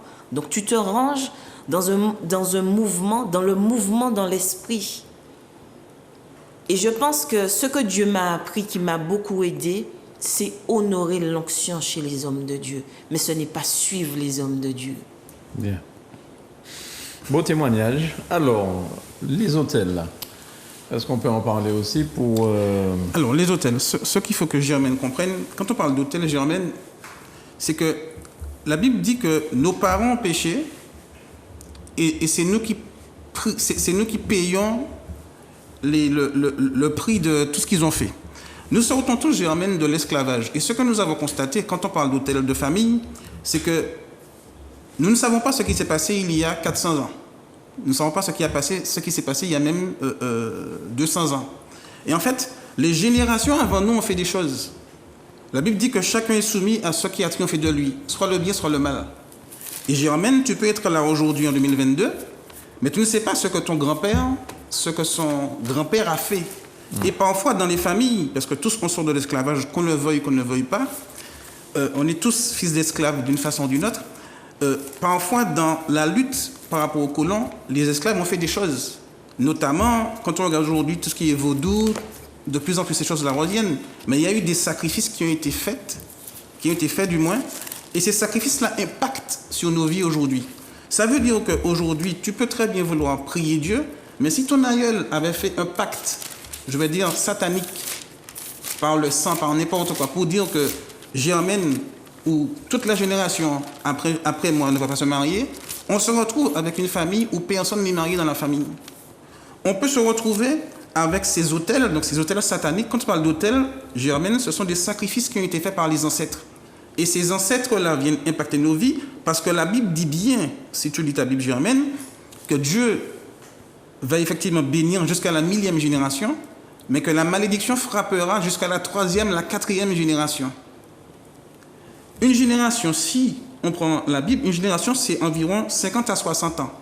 Donc si tu prends 60 ans et tu reviens à 240 ans en avant, quelqu'un aura fait un sacrifice et comprend que si cet autel n'a pas été renversé, cet autel va venir impacter ta vie aujourd'hui. On n'a pas été renversé, n'a pas été détruit. Hein. Voilà, renverser, parce que la Bible parle de renverser l'autel. D'accord. Donc détruire l'autel. Donc c'est vrai qu'on nous parle beaucoup de liens, de toutes ces choses. Mais l'autel, si tu regardes dans la Bible, rien que dans l'Ancien Testament, on va voir que le mot autel est employé 48 fois environ. Ok. Et ce sont ces choses que Dieu a amené ses enfants à faire, des autels. Et pour pouvoir justement renverser un autel, il faut faire un autel. Aujourd'hui, ce qu'il faut comprendre aussi, c'est que beaucoup vont chez les marabouts. Chez le marabout, la personne peut prendre 1000, 2000 parfois, je ne connais pas les sommes, bon. Mais les gens peuvent mettre beaucoup d'argent dessus pour faire un autel, pour détruire vos vies. Ils peuvent décider que ton fils ne va jamais avancer. Il peut décider que tu auras les diplômes mais que jamais tu vas travailler. Et ce sont ces choses-là qui vont bloquer votre vie. C'est comme si aujourd'hui, tu veux avancer dans ta vie, mais tu as un fil qui te retient. Et tout le temps que tu ne vas pas avoir la révélation de Dieu pour comprendre ce qui s'est passé avant, tu auras beau faire, tu auras beau dire, tu vas tourner en rond. Et c'est l'autel qui te retient. Et c'est ce qu'on appelle l'autel de famille. Et c'est pour ça aujourd'hui que d'ailleurs, on va l'annoncer, que samedi, nous allons refaire ce thème, parce que les bien-aimés nous ont beaucoup demandé ce thème, et nous allons refaire un enseignement dessus ce samedi qui viendra pour pouvoir justement aider les gens à comprendre ces choses. Le 27 août, hein? Voilà, tout à fait. D'accord. Et c'est où, le lieu? Ce sera toujours à l'habitation Samoun qui est dit au Robert. À partir de 15h. À partir de 15h. 15h, 18h. D'accord. Mais on va revenir sur ce thème parce que c'est l'un des problèmes majeurs de la Martinique. C'est vrai que mon épouse a dit qu'on en sort, qu'on est sorti de cela. Dieu est passé par justement les difficultés pour nous faire comprendre. Vous êtes appelés, oui, mais vous ne pouvez pas rentrer dans votre appel avec ça. Et c'est vrai que c'est le Dr King, notre père spirituel, qui nous a expliqué cela. Et on constate que tous ceux qu'on a connus, même à travers des conventions, oui, vous êtes appelés, vous avez un grand appel ou petit appel, il faut entrer dans le ministère, il faut avancer, il faut créer une église, avaient tort. Parce qu'on aurait écouté ces gens-là par précipitation, qu'on aurait fait beaucoup de bêtises. Et on aurait brisé la vie des gens. D'accord. Pas parce qu'on est appelé, avant d'être... Il faut être appelé, oui, mais il faut vérifier toutes ces choses-là avant de pouvoir être élu par Dieu. Alors, renverser l'autel, c'est aussi couper les liens avec le passé, même familiaux, des liens familiaux. Pas forcément. Tout dépend du type d'autel. Par exemple, nous avons aujourd'hui des personnes qui n'arrivent pas à avancer sur le plan social. Par exemple, en Martinique, on a beaucoup d'intelligence, il y a beaucoup de jeunes qui ont beaucoup de diplômes, mais qui n'arrivent pas à trouver des emplois à la hauteur de leur diplôme. Et ça peut être dû à l'autel. Parce que tous, on vient d'Afrique, et quand on regarde bien ce qui se passe, je n'ai rien contre les Africains, parfois, c'est une personne qui doit réussir en Afrique pour aider les autres. Donc tout est fait pour que ce soit une personne qui parte en métropole et qui doit renvoyer l'argent. Et parfois, ce sont ces choses-là qui bloquent des gens. Donc, vous êtes 3 dans une famille, il y a 2 qui vont avancer bien, et puis il y a un qui va devoir rester. Non, mais quand je dis que ce sont des liens familiaux, ça ne veut pas dire que la famille forcément Voilà, a fait tout à quelque fait. chose. Hein. Oui, voilà. Mais ça peut être, comme tu parlais tout à Tout à l'heure, fait. d'arrière-grands-parents. Oui, tout à ça. fait. On ne sait pas ce qui a On été sait pas fait. ce qui a On ne été sait pas fait, ce qui a été d'accord. fait. Quel Dieu il louait. Ce sont des choses dont on ne peut avoir que par la révélation de Dieu, ces informations-là. Et c'est à partir du moment où on va comprendre ce qui s'est passé avant qu'on pourra aller traiter le problème. Bien sûr. Tu voudrais ajouter quelque chose, Christelle, avant qu'on ait au téléphone? Oui, je voulais dire à Germaine de lire Juge 6, de lire tout le chapitre et en fait ça explique très bien l'autel. Parce qu'en fait Gédéon avait un autel dans sa vie et quand il rencontre Dieu, Dieu lui dit « Va briser l'autel de ton père ». Et Gédéon pose un autre autel il renverse l'autel de son père et fait un autel. Donc Germaine, Juge, le chapitre 6, je pense que ça va beaucoup t'aider ce Non, c'est chapitre. quoi, Jude? Juge 6. Par contre, pour revenir sur ce que disait Emmanuel par rapport aux liens familiaux, je pense que c'est très important de soulever ce problème parce qu'en fait, ce qu'on a nous aussi observé, parce qu'en fait, nous ne faisons que relayer ce que nous avons observé. Et en fait, quand l'autel existe, les liens familiaux sont maintenus au niveau de la personne. Ça veut dire que même si vous enlevez les liens familiaux, l'autel a un droit sur cette personne. C'est plus puissant. Ça veut dire que même si on prend l'exemple de la sirène des eaux. La personne a un autel de la sirène des eaux. Vous êtes homme de Dieu ou femme de Dieu rempli d'onction. Vous venez vous délivrer seulement l'esprit de la sirène des eaux. Cette personne ne sera pas délivrée. Parce qu'il y a un autel qui parle sur elle. Donc même si tu enlèves l'esprit ne fera que du va-et-vient dans sa vie avec d'autres esprits, 7 autres esprits plus méchants. Donc il faut la révélation pour déterminer quel type d'autel se trouve devant toi avant d'entamer la délivrance. Parce que si tu entames la délivrance de cette personne ne sachant pas quel autel, sa situation risque d'être pire. Et c'est ça qu'on observe en fait. Nos bien-aimés ont des autels, on les délivre d'esprits de mort, des esprits, mais pas de ceux qui retient tout ça. Exactement. C'est ça la grande difficulté. C'est pour ça que les gens se sentent embrouillés et ne comprennent pas leur vie parce que pourquoi ça sert à rien. Autant laisser cette personne avec son autel si on n'a pas eu la révélation. Comme ça, quand on a la révélation, la personne peut faire son sacrifice et détruire son autel. Bien. On va au téléphone. Zouk Télévision, bonsoir. Oui, bonsoir. Bonsoir, madame. Vous nous appelez d'où? De la Montagne. D'accord. Et le prénom? Sylvie. Sylvie du Lamentin. On vous écoute, Sylvie. Voilà, alors ma question, c'est... Alors, vous parlez d'hôtel venant de nos ascendants. Et vous dites que c'est jusqu'à la 4e génération. Allô? Oui, c'est ça, on vous écoute. Oui, tout à fait. Oui, donc je suis en train de parler. Alors je disais, vous parlez d'hôtel venant de nos ascendants jusqu'à la 4e génération. Venant de nous quoi? De nos ascendants. Oui, tout à fait, voilà, tout à fait. Parce que en fait, la Voilà. Bible dit dans Exode que Dieu va punir la malédiction jusqu'à la 3e et la 4e génération. Oui, c'est ça. Oui. Donc, et si nous devenons chrétiens, nous faisons partie de la 4e génération et que nous devenons chrétiens en nous faisant baptiser, la question c'est est-ce que Dieu nous pardonne de ça et que l'autel est annulé? Non, et c'est justement ça. Notre exemple le prouve bien. Mon épouse disait tout à l'heure que nous avons, depuis un certain moment, reçu un appel de Dieu. On a été dans les eaux du baptême, mais pour autant, puisque l'autel était là, c'était ce qui nous empêchait d'entrer dans l'appel. C'est ce qui nous empêchait de vivre une vie pleinement épanouie. C'est ce qui nous empêchait de comprendre nos vies. Donc ça ne veut pas parce que vous avez pris le baptême pour avoir le salut, mais ça ne veut pas pour autant dire que cet autel n'est pas là. Devenir chrétien, c'est une chose, mais la Bible dit bien qu'il va punir jusqu'à la 3e et la 4e génération. Et c'est justement cette erreur que beaucoup peuvent faire en se disant que je suis devenu chrétien et je n'ai plus ça. Mais il suffit parfois de regarder nos vies. D'accord. Il y a des choses auxquelles vous aspirez et auxquelles vous ne pouvez pas prétendre ou accéder, parce que ça peut être ça peut être le mariage, ça peut être parfois pour certains la stérilité, ça peut être toutes ces choses. Quand on vient à Christ, on est censé vivre une vie pleinement épanouie, une vie heureuse. Et pourtant, beaucoup aujourd'hui, et c'est ce que nous avons constaté dans les témoignages, beaucoup ont été dans des assemblées, ils ont fait tout ça, mais pour autant, l'évangile est censé être la bonne nouvelle, et pour autant, ils ne vivent pas cette bonne nouvelle. Parce qu'il y a ces choses qui les retiennent. Vous avez l'impression d'avoir ce genre de problème, madame? Oui, c'est ça exactement. Bon, après, dans le monde, il y a des problèmes. Dans les couples, il y a des problèmes. Je vois qu'il y a beaucoup de divorces. Des fois, je me pose des questions. Pourquoi les couples ne s'entendent pas? Après combien d'années ils divorcent? Voilà. Et malgré, il y a aussi des chrétiens qui divorcent. Alors ça, c'est encore plus fort pour moi. Et une deuxième question, avant que j'oublie, je voulais poser la question.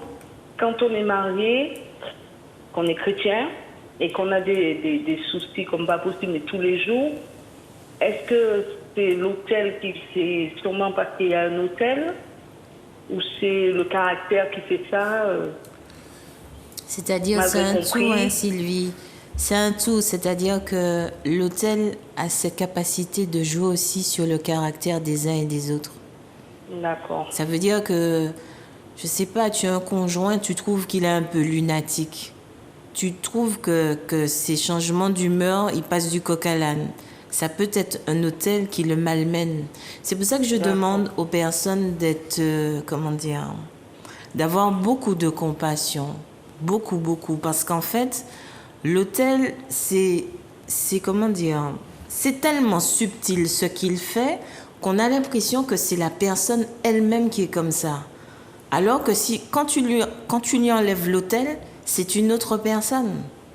Oui. L'autel vient déranger tout, même la vie de couple. Et quand vous avez des enfants qui ont certaines manifestations que vous ne comprenez pas. C'est-à-dire que l'autel, comment on peut définir l'autel? C'est-à-dire que tu mènes une vie, mais tu as l'impression que tu mènes une vie parallèle. Tu sens en dedans de toi que ce n'est pas cette vie que tu devais mener et tu es convaincu de cela. Ça, c'est vraiment les symptômes de l'autel. Parce qu'à un moment, j'ai dit à mon époux, j'ai dit, mais non, il y a un truc qui ne va pas. Ce truc-là, il me dit, mais qu'est-ce qu'il y a? J'ai dit, non, il y a un truc qui ne va pas. Et comme mon époux avait quand même, comme il a vu les hommes de Dieu, il y avait ceux qui étaient sérieux, il y avait de ceux qui n'étaient pas sérieux. Donc c'est subtilement que je les appelais pour demander des conseils. Et quand j'ai appelé un homme de Dieu de la Côte d'Ivoire, il m'a dit non, vous avez un problème d'autel. Mais le problème, c'est que je ne peux rien faire pour vous. Il a été franc, c'est lui. Il a été franc pour me dire, je ne peux rien faire pour vous. Parce que cette lutte-là, ce n'est pas ma bataille. Ce n'était pas sa bataille.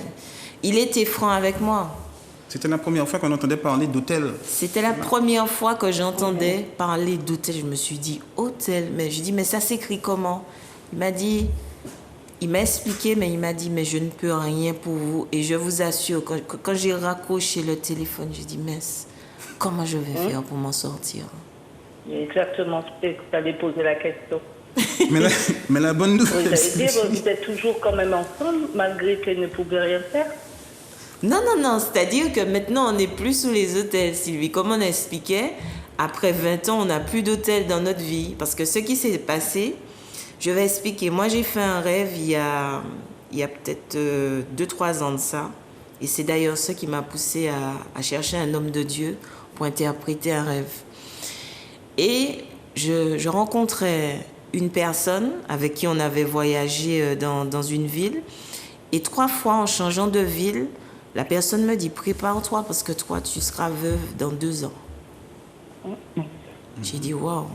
Mais à chaque fois que je changeais, mettons, je suis à Tokyo, j'arrive à Dallas, la personne me dit, prépare-toi. Et la même personne, pendant 3 fois, j'ai dit non. Il faut que je trouve quelqu'un pour m'interpréter ce rêve. Et c'est le docteur. Ah ouais, c'était chaud. Hein. On m'avait donné la date. Hein. On m'a donné la date en rêve. En juin, de telle date, vous n'aurez plus de mari. Et c'est le docteur King qui a pu faire. Exactement. C'est le docteur King qui a interprété le rêve, qui m'a dit, OK, tu as un hôtel et il est vraiment sur ton mari et voici le nombre de temps qu'on lui a donné pour vivre. Alors, comment le renverser, cet hôtel? Mais comment le renverser? On a fait des sacrifices d'argent parce qu'on ne fait plus des sacrifices de moutons, de tout ça. On a fait des sacrifices prière en jeûne avec le docteur King et l'hôtel a été renversé. Et comment on sait que l'hôtel a été renversé? Parce que la date à laquelle mon mari devait partir, il est encore debout. Vous comprenez qu'est-ce qui pousse? Parce qu'en fait, même si vous êtes là, vous avez des indications de Dieu par les rêves qui vous expliquent un certain nombre de choses. Mais parfois, on ne porte pas fortement attention ou parfois, on n'a personne pour interpréter nos rêves, pour nous expliquer. Et on est dans l'embarras, on se dit, moi j'ai fait ce rêve-là, je ne comprends pas. Mais moi, je me suis dit, non, ce rêve-là, je ne peux pas rigoler avec. C'est mon époux. C'est le père de mon fils. Par exemple, pour donner un exemple à la bien-aimée qui a appelé. Germaine? À Germaine? Non, c'est pas Germaine. Sylvie. Cet hôtel, c'était que je ne devais pas servir Dieu. D'accord. Donc tout ce qui avait été fait avant, c'était des alliances maléfiques. Et il était interdit que quelqu'un puisse servir Dieu. Dans cette famille. Dans cette famille. D'accord. Donc vous voyez jusqu'où c'est allé? Ouais. Jusqu'où c'est allé. Donc c'était la mort parce que j'avais répondu à l'appel de Dieu. C'est ça. Voilà, c'est ça. C'est ce que j'allais dire. Le fait que vous serviez Dieu, vous étiez toujours attaqué. Voilà. Donc rentrer dans les eaux du baptême, toutes ces choses-là ne peuvent pas empêcher le fait que si cet hôtel lutte contre toi, que tu puisses poursuivre. Il faut. Vas-y. Et je vais rajouter 2 ans avant même, un membre d'une même famille de Thierry, on devait le consacrer pasteur, il est mort sur le champ. Et puis. Il est mort sur le champ. Donc ça veut dire que moi-même qui voulais servir Dieu, j'encourage mon époux.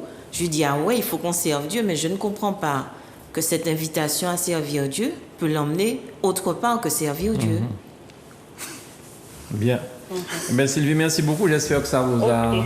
On a répondu un petit peu. Merci des réponses, oui. Non, mais Sylvie, de toute façon, tu peux nous appeler. Même si tu es en Guadeloupe, tu nous appelles. Nous allons faire un entretien. Nous allons voir ce que le Seigneur peut faire. Oui, je ne suis pas en Guadeloupe, je suis en Martinique. Ah, tu es en Martinique, quoi. Tu es en Martinique, d'accord. Le téléphone s'affiche. Du Martinique, oui. D'accord. Le téléphone s'affiche en bas de l'écran. C'est un portable 06 96 82 24 24. D'accord, il n'y a pas de souci, je vais appeler. Bon courage, Sylvie. Bon courage, Sylvie. Ok, bonne fête d'émission. Merci beaucoup. On prend notre appel. Zouk TV, bonsoir. Allô? Allô? Allô, oui? Bonsoir, madame. Bonsoir, madame. Bonsoir, madame. Oui, bonsoir. Merci de baisser sur la télé, s'il vous plaît. Oui, alors je vais baisser à nouveau parce que attendez. Voilà. Vous nous appelez d'où? Alors, j'appelle de Morne-à-l'Eau, en Guadeloupe. Et quel est votre prénom? Alors, je suis Lise. Lise, on vous écoute. Oui, alors, ce sujet d'hôtel m'a interpellée. Oui. Parce que je suis restée, j'ai été étudiante, je suis restée longtemps dans le domaine professionnel à chercher du travail. Jusqu'à ma retraite, j'ai eu des problèmes, je n'ai jamais trouvé. Je suis arrivée jusqu'à Bac plus 3, une licence, c'est-à-dire pour me former, je n'ai jamais eu de travail. J'ai travaillé des petits jobs à droite à gauche, mais je n'ai jamais eu un travail consistant. Jusqu'à maintenant, je suis à la retraite et ma retraite n'a pas une bonne. Je veux dire que je n'ai pas une grosse retraite. Heureusement que quand même j'ai un mari qui m'aide et donc j'arrive à m'en sortir.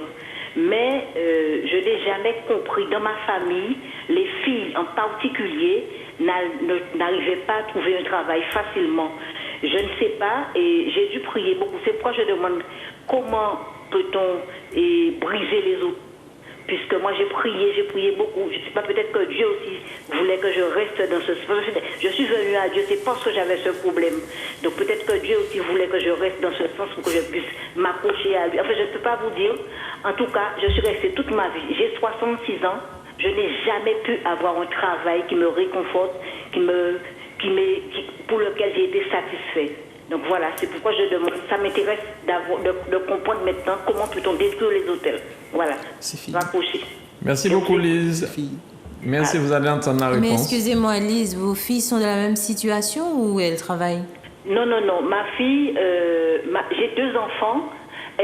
Ma fille, mes enfants travaillent. Ils sont tous les 2 enseignants. D'accord. Le problème a demeuré dans ma famille. Nous sommes 4 filles. Vous êtes l'aîné? Vous êtes l'aîné? À trouver du travail. Est-ce que vous êtes l'aîné? Pardon? Est-ce que vous êtes l'aîné? Non, je ne suis pas l'aîné. Non, je ne suis pas l'aîné. D'accord. Ok. On va vous répondre, Lise. Vous allez nous entendre par la télé cette fois. D'accord, je vous remercie. Merci à vous, bonne soirée. Lise a 66 ans avec une voix de jeune demoiselle de 30 ans. C'est une grâce aussi. Eh oui, c'est une grâce à Christelle sur ça. Voilà. Mais c'est-à-dire que ce que je trouve de poignant dans son témoignage, elle dit bien qu'elle est venue à Christ pour défaire ce problème. Et en fait, ça donne une impression amère qu'elle est repartie et que le problème n'est... Enfin, elle n'est pas partie, elle est en Christ toujours. Mais c'est qu'en fait, le problème n'est toujours pas résolu, elle ne sait pas. Donc je me dis soit autel, soit esprit de non-accomplissement, parce que l'esprit de non-accomplissement aussi ressemble beaucoup aux effets des autels, mais il faut que Dieu nous donne la révélation sur sa situation. Parce que comme ça, on ne peut pas lui dire, d'autant plus que je n'ai rien du Seigneur qui me prouve que c'est un autel ou un esprit de non-accomplissement. Donc, Lise, le mieux, ce serait de noter le numéro de téléphone de nous appeler et d'appeler Christelle et Thierry, voilà, éventuellement, pour approfondir cette histoire-là. On prend notre appel. Zoctv, bonsoir. Allô? Oui, allô, bonsoir. Bonsoir, monsieur. Bonsoir, monsieur. Vous nous appelez d'où? Oui, j'appelle de Trinité. Trinité à la Martinique. Le prénom? Thierry. Thierry, on t'écoute. Oui. Donc, je prends l'émission en cours. Voilà. Donc, d'après tout ce que j'ai entendu, je me demandais est-ce que Jésus, le sacrifice de la croix, n'a pas pris tout ça pour nous par la nouvelle alliance?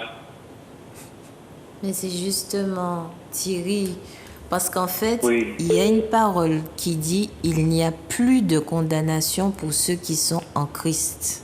Et moi, j'ai toujours pensé, en venant à Christ, qu'on ne devait pas avoir de problème parce que le texte dit « Il n'y a plus de condamnation pour ceux qui sont en Christ ». Mais quand j'ai fait mes recherches en profondeur, j'ai compris le mécanisme du Seigneur.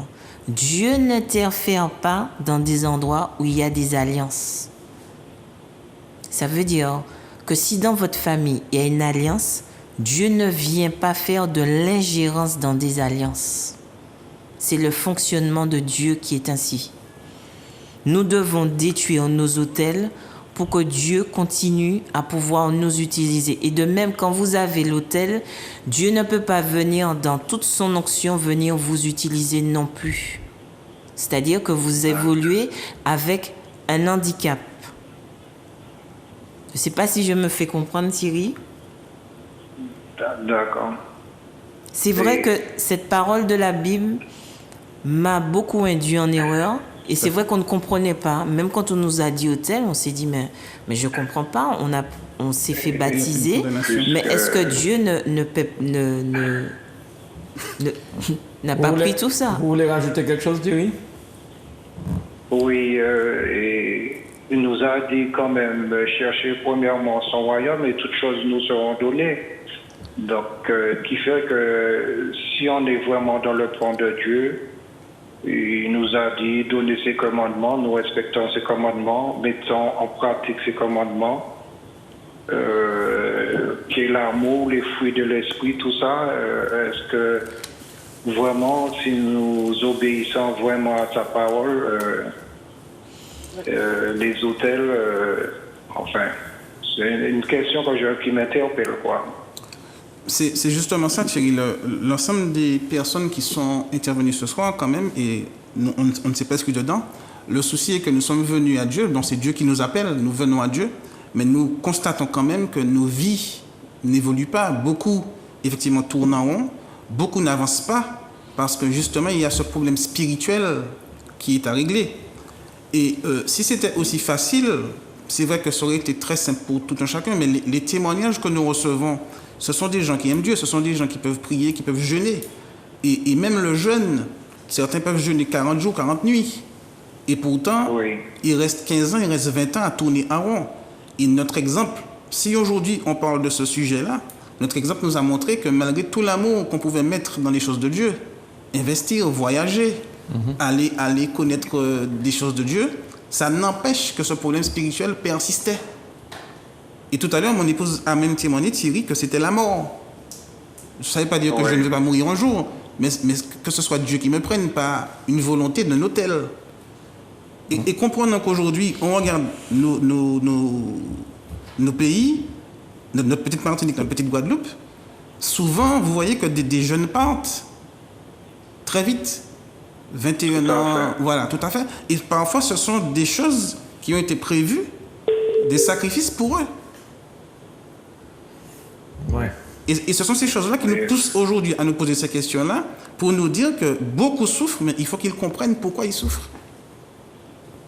D'accord. Ces souffrances-là sont... Vas-y. Face à Dieu, je dis que nous-mêmes, nous avons une responsabilité nous avons une démarche à faire envers lui. Tout à fait. Respecter scrupuleusement sa parole. C'est ça. Et bon, l'autel, oui, je veux bien. Je respecte l'Ancien Testament. Il semble que c'est l'Ancien Testament. Et la Nouvelle Alliance, bon, Jésus, le sacrifice de la croix, bon, enfin, c'est-à-dire, il a tout pris pour nous, nos péchés, tout pour nous. Donc, c'est à nous d'aller chercher ce qui nous a mis sur la table pour nous, qui est l'amour, qui est les fruits de l'esprit, qui est tout ça. Bon, enfin, je vois ça comme ça. Enfin. Si, mais la souffrance des autres, Thierry, démontre quand même qu'il y a quelque chose il y a quelque chose derrière à aller chercher. Oui, tout à fait, je comprends. Donc, ce n'est pas par rapport. C'est vrai qu'il y a ces paroles de la Bible, effectivement, mais au-delà de la vie réelle, et notre témoignage nous a montré que c'était ça le problème. C'est vrai que nous aimons Dieu, tu te dis que tu te pries, tu te dis que tu ne vas pas en boîte, tu te dis que tu ne vas pas écouter la musique du monde, tu te dis plein de choses. Mais n'empêche que le problème était là. Et que ce n'est parce qu'on a vécu ces choses que nous avons compris. Et qu'aujourd'hui, le Seigneur nous mandate pour expliquer aux gens ce qui se passe dans leur vie. Parce qu'on ne peut pas aller prêcher quelque chose qu'on n'a pas vécu. Ok, Thierry. Merci beaucoup. Ok. Alors, Grégory, on prend les derniers appels parce qu'on arrive à la fin de l'émission. Donc, on prend les appels que tu as là et on y va. Merci beaucoup, Thierry, de ton Merci, Thierry. Bonne soirée. Au revoir. merci. Bonne soirée. Thierry à Trinité, donc il n'est pas très loin de Robert. Tout à fait, voilà. Samedi, il peut venir faire des tours, il pourra comprendre. Mais à travers la question de Thierry, il dit qu'il y a l'Ancien Testament et le Nouveau. Mais le Nouveau n'annule pas l'Ancien Testament. Parce qu'en fait, il y a beaucoup de jeunes convertis qui disent « Oui, moi je lis que le Nouveau Testament. » Mais si vous lisez que le Nouveau Testament et pas l'Ancien, alors que Dieu, c'est toute la Bible, il y a une difficulté de compréhension même des choses de Dieu. La Bible, c'est l'Ancien et le Nouveau Testament. 66 livres. Ouais, on prend les derniers appels qui sont là. Bonsoir. Bonsoir Manu. Bonsoir Bruno. Très rapidement parce qu'on a fini. Oui, très rapidement Manu. Alors, nos remerciements collectifs pour bien sûr Libre Antenne pendant les grandes vacances. Donc, merci à toi et bonsoir également à Christelle. Bonsoir Bruno. Oui, bonsoir, ça va Christelle? Très bien Bruno, je prenais une gorgée. Bonsoir Thierry.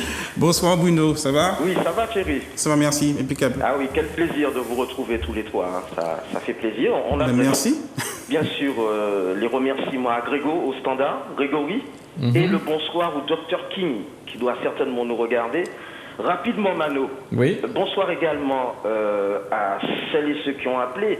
Donc, j'ai pris l'émission en cours, mais j'ai quand même entendu, je crois, Alex, Thierry, du côté des hommes, et Germaine, Lise et Sylvie.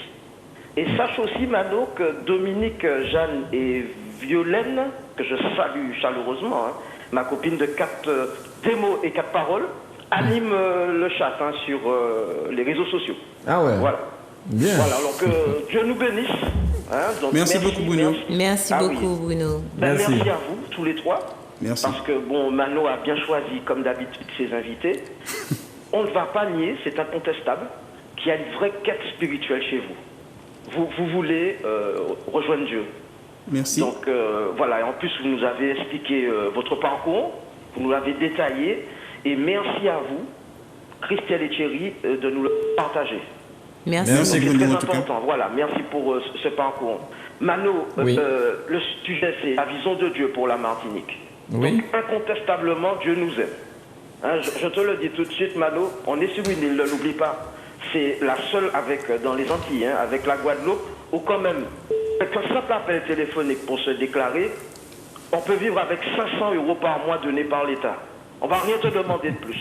En plus, ils vont te donner 250 €, Mano, pour allocation logement. Tu verras où je vais en venir. C'est une île, Mano, les fonctionnaires touchent, ne l'oublie pas, 40% de plus que leur homologue qui font le même travail en France. Donc c'est dire à quel point Dieu nous aime. Tu vois, la vision de Dieu, elle est extrêmement positive et favorable. Mano, il y a quand même, soi-disant, 50 000 allocataires de minima sociaux, mais tu seras d'accord avec moi qu'à toute heure de la journée, les parkings des centres commerciaux sont pleins. Il faut tourner pour trouver une place. Et regarde bien, Mano, les familles ressortent avec 2 caddies. 2 caddies remplis, mon frère, au maximum. Quand tu sais bien que le chef de famille, le papa, il est obligé de tenir les packs d'eau à la main. Tellement les 2 caddies sont pleins, les enfants sont contents. Non, sincèrement. Même, alors le sexe, il est disponible. Non, ce sera l'objet d'une autre émission parce que c'est pas l'objet ce soir. Je veux dire qu'il est disponible, tu sais, à Libre Service, au Théâtre Saint-Ville, la drogue, ça l'est également à la Mangrove du Lamentin. Donc on ne peut pas se plaindre. Maintenant, je termine en te disant que Dieu nous aime, vraiment sa vision est positive, frère. Merci beaucoup, Bruno. Souviens-toi pour Dean, Maria et Irma, ces prénoms te disent quelque chose, ce sont les cyclones. Ils sont devenus des ouragans après. Ils nous ont épargnés. Regarde ce qui s'est passé à Saint-Barthélemy ou Saint-Martin. Bon, ces cyclones-là, et puis aux États-Unis et ailleurs. Donc vraiment, Dieu nous aime. Sa vision est positive. Merci, Bruno. Que Dieu vous bénisse. Merci, Bruno. Bonne soirée Merci, à toi. Bruno, que Dieu te bénisse. Merci beaucoup. Alors, nous arrivons donc à la fin de l'émission. Rappelez aussi que Tout à fait. Vas-y, samedi, et puis la prière de fin. Et puis, Oui. mais avant tout, si vous avez d'autres choses à rajouter avant la fin, il n'y a pas de Parlez de la souci. vision, chérie, quand même. parce que C'est-à-dire vrai que, voilà. parler de la vision. La vision vient avec le ministère prophétique, qui est un ministère qui est avec une onction, qui est justement pour sceller les fondations. C'est un ministère qui est là pour poser de bonnes fondations. Et en fait, la vision de Dieu pour la Martinique, c'est vraiment d'équiper ses appelés. Ces appelés ne sont pas forcément ceux qui sont dans les églises aussi, mais ces appelés sont un reste que Dieu a mis à part. Ces personnes se reconnaîtront, c'est une saison que Dieu a créée pour vous et le message est très très clair si vous savez reconnaître les temps prophétiques de ces choses-là. Nous ne saurons partir sans parler du ministère de la plénitude du Saint-Esprit. La plénitude du Saint-Esprit qui est en fait dans Ésaïe 11.2. On en parle très peu et en fait on le trouve dans Apocalypse 5.6 avec les 7 yeux de l'Esprit et les 7 aspects de la corne qui est de la puissance, mais on n'a pas réellement le temps d'aborder tout cela. En tout cas, nous vous remercions pour ce moment que nous avons pu passer avec vous. Nous espérons que nous avons pu attirer des personnes à Jésus-Christ. Nous ne sommes pas venus prendre la gloire pour nous. Nous sommes venus glorifier le seul qui mérite tout honneur et toute adoration. Alors, une question. Tu as parlé tout à l'heure de sirène des eaux. On en parle souvent. Est-ce qu'on peut expliquer pour ceux qui ne sont pas très au courant expliquer ce que c'est? La sirène des eaux, en fait, comme on est sur une île, la mer représente une entité. Et en fait, la sirène des eaux, c'est un esprit qui emmène les hommes comme les femmes à une forme de perversion sexuelle. Et même débauche, même au niveau de l'habillement. C'est pour ça qu'il faut avoir beaucoup de compassion envers certaines femmes que vous voyez parfois sexy, mais qui vont vraiment plus que du sexisme, en fait. Mais en fait, c'est l'influence de la sirène des eaux, parce qu'on est sur une île. C'est un esprit très puissant et c'est un esprit justement qui Très va amener violent. une femme à ne pas avoir de stabilité au niveau d'un homme. Donc une femme va papillonner. Un homme aussi va papillonner, parce que parfois la sirène des eaux, quelqu'un peut être marié, mais avec une sirène des eaux, il va avoir la maîtresse ou les maîtresses. La sirène des eaux, effectivement, c'est un esprit qui est très conservateur et qui va vouloir vous conserver pour elle ou pour lui. Donc, parfois, vous allez vouloir commencer une histoire avec quelqu'un, mais ça ne va pas tenir parce que l'esprit va combattre cette personne. Et c'est un esprit effectivement très puissant. Et tout à l'heure, la servante disait bien qu'il faut distinguer l'esprit de l'autel. Et un truc que nous constatons de plus en plus, et beaucoup dans les églises à Martinique, c'est que beaucoup qui n'ont pas été appelés à la délivrance font de la délivrance. Et c'est un danger. Je ne veux pas donner de leçons, mais c'est un danger parce qu'il ne faut pas oublier que si vous tentez de délivrer quelqu'un et que cette personne n'est pas délivrée, ça veut dire que vous allez aggraver son cas. D'accord. Donc, la Bible dit de ne pas être pressé pour imposer les mains aux gens. On n'impose pas les mains comme ça aux gens. Et beaucoup aujourd'hui se font délivrer, soi-disant, et reviennent encore pire. La situation s'aggrave parce qu'il n'y a pas eu la délivrance. Et notamment cet esprit qui est très fort, la sirène des eaux, il faut vraiment avoir un mandat pour ça. Mais comment se débarrasser de ce problème? C'est comme pour les hôtels, En fait, il faut qu'il y ait la révélation. C'est Dieu. Notamment quand, par exemple, le docteur King était l'autre jour, il a cette grâce, et Dieu fait grâce aussi à d'autres personnes, d'avoir cette grâce de savoir quel esprit et de savoir comment chasser. C'est-à-dire, les esprits ont une odeur. Parce qu'on parle de la sirène des eaux, mais on ne parle pas beaucoup du mari de nuit. C'est-à-dire, vous êtes marié avec quelqu'un, et du jour au lendemain, votre épouse se réveille, elle ne veut plus avoir de rapport avec vous, elle se met un peu à l'écart, et vous ne comprenez pas. Là, mystiquement, il y a un mari de nuit qui s'est placé dans le couple. Et en fait, ce qu'on appelle chez nous des dolis. Ouais, ces espèces de dolis. Voilà. C'est-à-dire qu'il y a des hommes aussi qui rencontrent des femmes. Ils sont tout contents d'avoir cette femme. Et quand ils ont fini le rapport sexuel avec la femme, ils ont quelque chose qui les bat. Ça veut dire que le mari de nuit est très en colère. Et il commence à battre cette personne comme une espèce de fou. Et cette personne même ne comprend pas. Il sent qu'il y a quelque chose qui le bat tout le temps. Mais tout ça parce qu'il a touché à cette femme-là. Mais cette femme a un mari de nuit. C'est-à-dire cette femme est la propriété d'une entité. Donc il y a beaucoup de choses. Non, c'est vrai qu'il y a beaucoup de choses. Et c'est pour ça qu'il faut que les gens fassent attention. Parce que on parle d'entité, on parle d'hôtel, on parle de tout ça. Mais c'est un monde à part. Et il faut avoir une connaissance bien accrue de ce monde pour pouvoir aller faire les choses pour Dieu. D'accord. Parce qu'on ne rentre pas comme ça dans ce monde. Tu disais tout à l'heure ne pas avoir assez de temps pour développer sur le sujet. C'était la plénitude du Saint-Esprit, parce qu'en fait, la Bible dit « toute plénitude habita en lui ». Et en fait, la plénitude du Saint-Esprit, c'est un don dont on ne parle pas du tout dans les églises. Et en fait, pour l'expliquer, il faut prendre Isaïe 11, verset 2, qui dit que l'Esprit reposera sur lui, l'esprit de sagesse, l'esprit d'intelligence, l'esprit de conseil, l'esprit de force, l'esprit de connaissance et l'esprit de crainte de l'Éternel. Associé à cela, il y a les 7 cornes qui sont dans le domaine de la puissance, dans Apocalypse 5, verset 6, où vous avez les 7 aspects de la puissance de Dieu, avec la puissance de la croix, la puissance de la résurrection, la puissance de la parole de Dieu, la puissance du sang de Jésus, la puissance de l'Esprit, la puissance du nom de Jésus et la puissance de l'ascension. Et tout ça fait que cette onction que l'Esprit de Dieu veut déposer, la Bible dit que le peuple périt faute de connaissance. Si tu n'as pas une connaissance, l'Esprit ne peut pas déployer la plénitude pour toi. Donc on a besoin réellement de transmettre ces connaissances afin réellement que ce peuple, que Dieu commence à équiper le peuple. Parce qu'en fait, on parle de réveil, mais ce qu'il faut comprendre au niveau de ce réveil, c'est une génération de serviteurs que Dieu lui-même va équiper. Ces personnes même savent qu'ils sont appelés de Dieu. Ces personnes savent même qu'ils ont quelque chose, une mission à faire pour la Martinique. Mais c'est deux choses. C'est soit où ils ont été mal compris, soit où ils ont été mal orientés, ou soit ce sont des personnes déçues qui sont carrément retournées à la maison. Et ça, on a besoin de toutes ces personnes dans le corps de Christ, parce que je me dis qu'il y a le travail à faire et il faut que chacun soit dans son couloir pour que l'unité, qu'on arrive à cette unité de foi, cette unité à aussi préparer la génération. Parce que c'est triste de voir que beaucoup sont assis alors qu'ils savent qu'ils sont appelés à servir Dieu.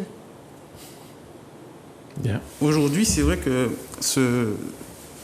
l'émission, c'était la vision de Dieu pour la Martinique. Et aujourd'hui, Dieu nous envoie en fait pour annoncer à son peuple choisi au reste. Parce que, désolé, mais il est écrit que Dieu va venir chercher un reste. Et de tout temps, nous avons bien vu qu'il y avait beaucoup de gens, désolés, religieux, mais c'était ces personnes qui combattaient vraiment Christ, les scribes, les pharisiens. Et Jésus viendra chercher un reste. Et la Martinique, en fait, c'est vrai qu'on voit qu'il y a beaucoup de problèmes en Martinique, tout à l'heure Bruno en parlait, mais il faudrait que les choses spirituelles reviennent. Et c'est à travers ces personnes qui aujourd'hui sont chez elles, qui sont déçues, qui sont blessées, qui se posent beaucoup de questions, que le Seigneur va passer. Et aujourd'hui, cette génération doit venir effectivement entendre ces prédications, entendre ces enseignements pour se préparer. Et c'est pour ça qu'on dit bien que ce ministère du Saint-Esprit ne consiste pas à ouvrir une église. Aujourd'hui, comprenez que Dieu nous a fait grâce d'avoir des travaux à part. Nous avons notre vie, nous avons un fils. Le Seigneur nous fait grâce de pouvoir partager certaines choses avec les bien-aimés. Mais nous faisons peut-être sur un mois 2 à 3 enseignements. Nous essayons de garder notre stabilité quand même de couple et de famille. Nous avons un jeune adolescent, il faut le faire sortir. Il faut aussi l'emmener au restaurant. Nous avons une vie. Donc nous ne sommes pas là pour venir embrigader qui que ce soit. Nous louons une salle et nous remercions le propriétaire qui nous a fait grâce, qui nous a fait confiance depuis le départ, de façon à pouvoir enseigner. Nous enseignons, après nous entrons chez nous. Ceux qui ont besoin de plus de questions peuvent nous appeler par le numéro. S'il faut faire de la prière, on fera de la prière. S'il faut encore compléter, on va compléter. Et nous allons faire nos travaux respectifs en semaine.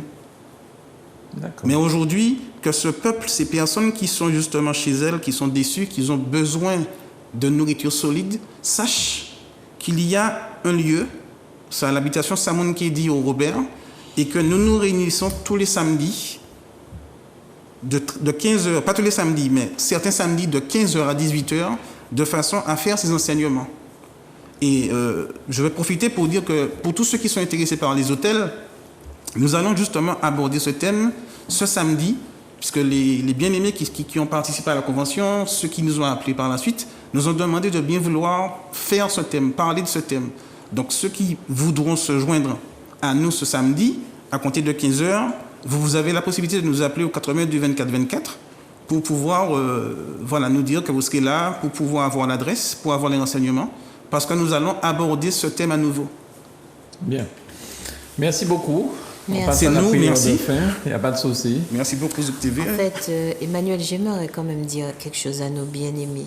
Je sais que pour beaucoup, vous avez été déçus par des hommes de Dieu. Mais ce n'est pas Dieu qui vous a déçus. Ne tournez pas le dos à votre appel parce qu'un homme de Dieu vous a déçus. Parce que beaucoup se sont renfermés sur eux en disant que non, c'est pas parce que vous avez eu une déception que vous êtes obligé de retranscrire ça. Dieu est toujours avec vous. Même si ton père ou ta mère t'abandonne, Dieu ne t'abandonne jamais. Ok, tu as été déçu. C'est un homme qui t'a déçu, mais Dieu ne déçoit jamais. Il est encore ton rocher. Il a envie de t'apprendre une autre dimension, de déverrouiller les niveaux d'onction. Et ça, tu en as besoin en mangeant de la nourriture solide des mystères. Et ça, tu ne peux pas y échapper. Donc, j'ai envie de te dire, Tchébéred, pas molli certes, mais bon Dieu épisode. Merci beaucoup. C'est moi, Emmanuel. Merci beaucoup, Merci Thierry. Je crois que là encore, les téléspectateurs de Zouk Télévision ont, grâce à vous, des réponses à une partie de leurs questions. Et je rappelle aussi que Zouk Télévision, nous émettons sur la TV d'Orange, sur le canal 42. Donc faites-en part aux amis, mais nous sommes aussi sur Canal Sat, comme vous le voyez à l'antenne, et aussi sur SFR en 312. Voilà. Merci Christelle, merci Thierry. Merci Zouk TV. Merci à Grégory, merci à... Que Dieu vous bénisse à toutes et tous. Merci bien. Au revoir. Passez une excellente nuit dans les bois de Jésus. Au revoir. À bientôt. Au revoir. Bye bye.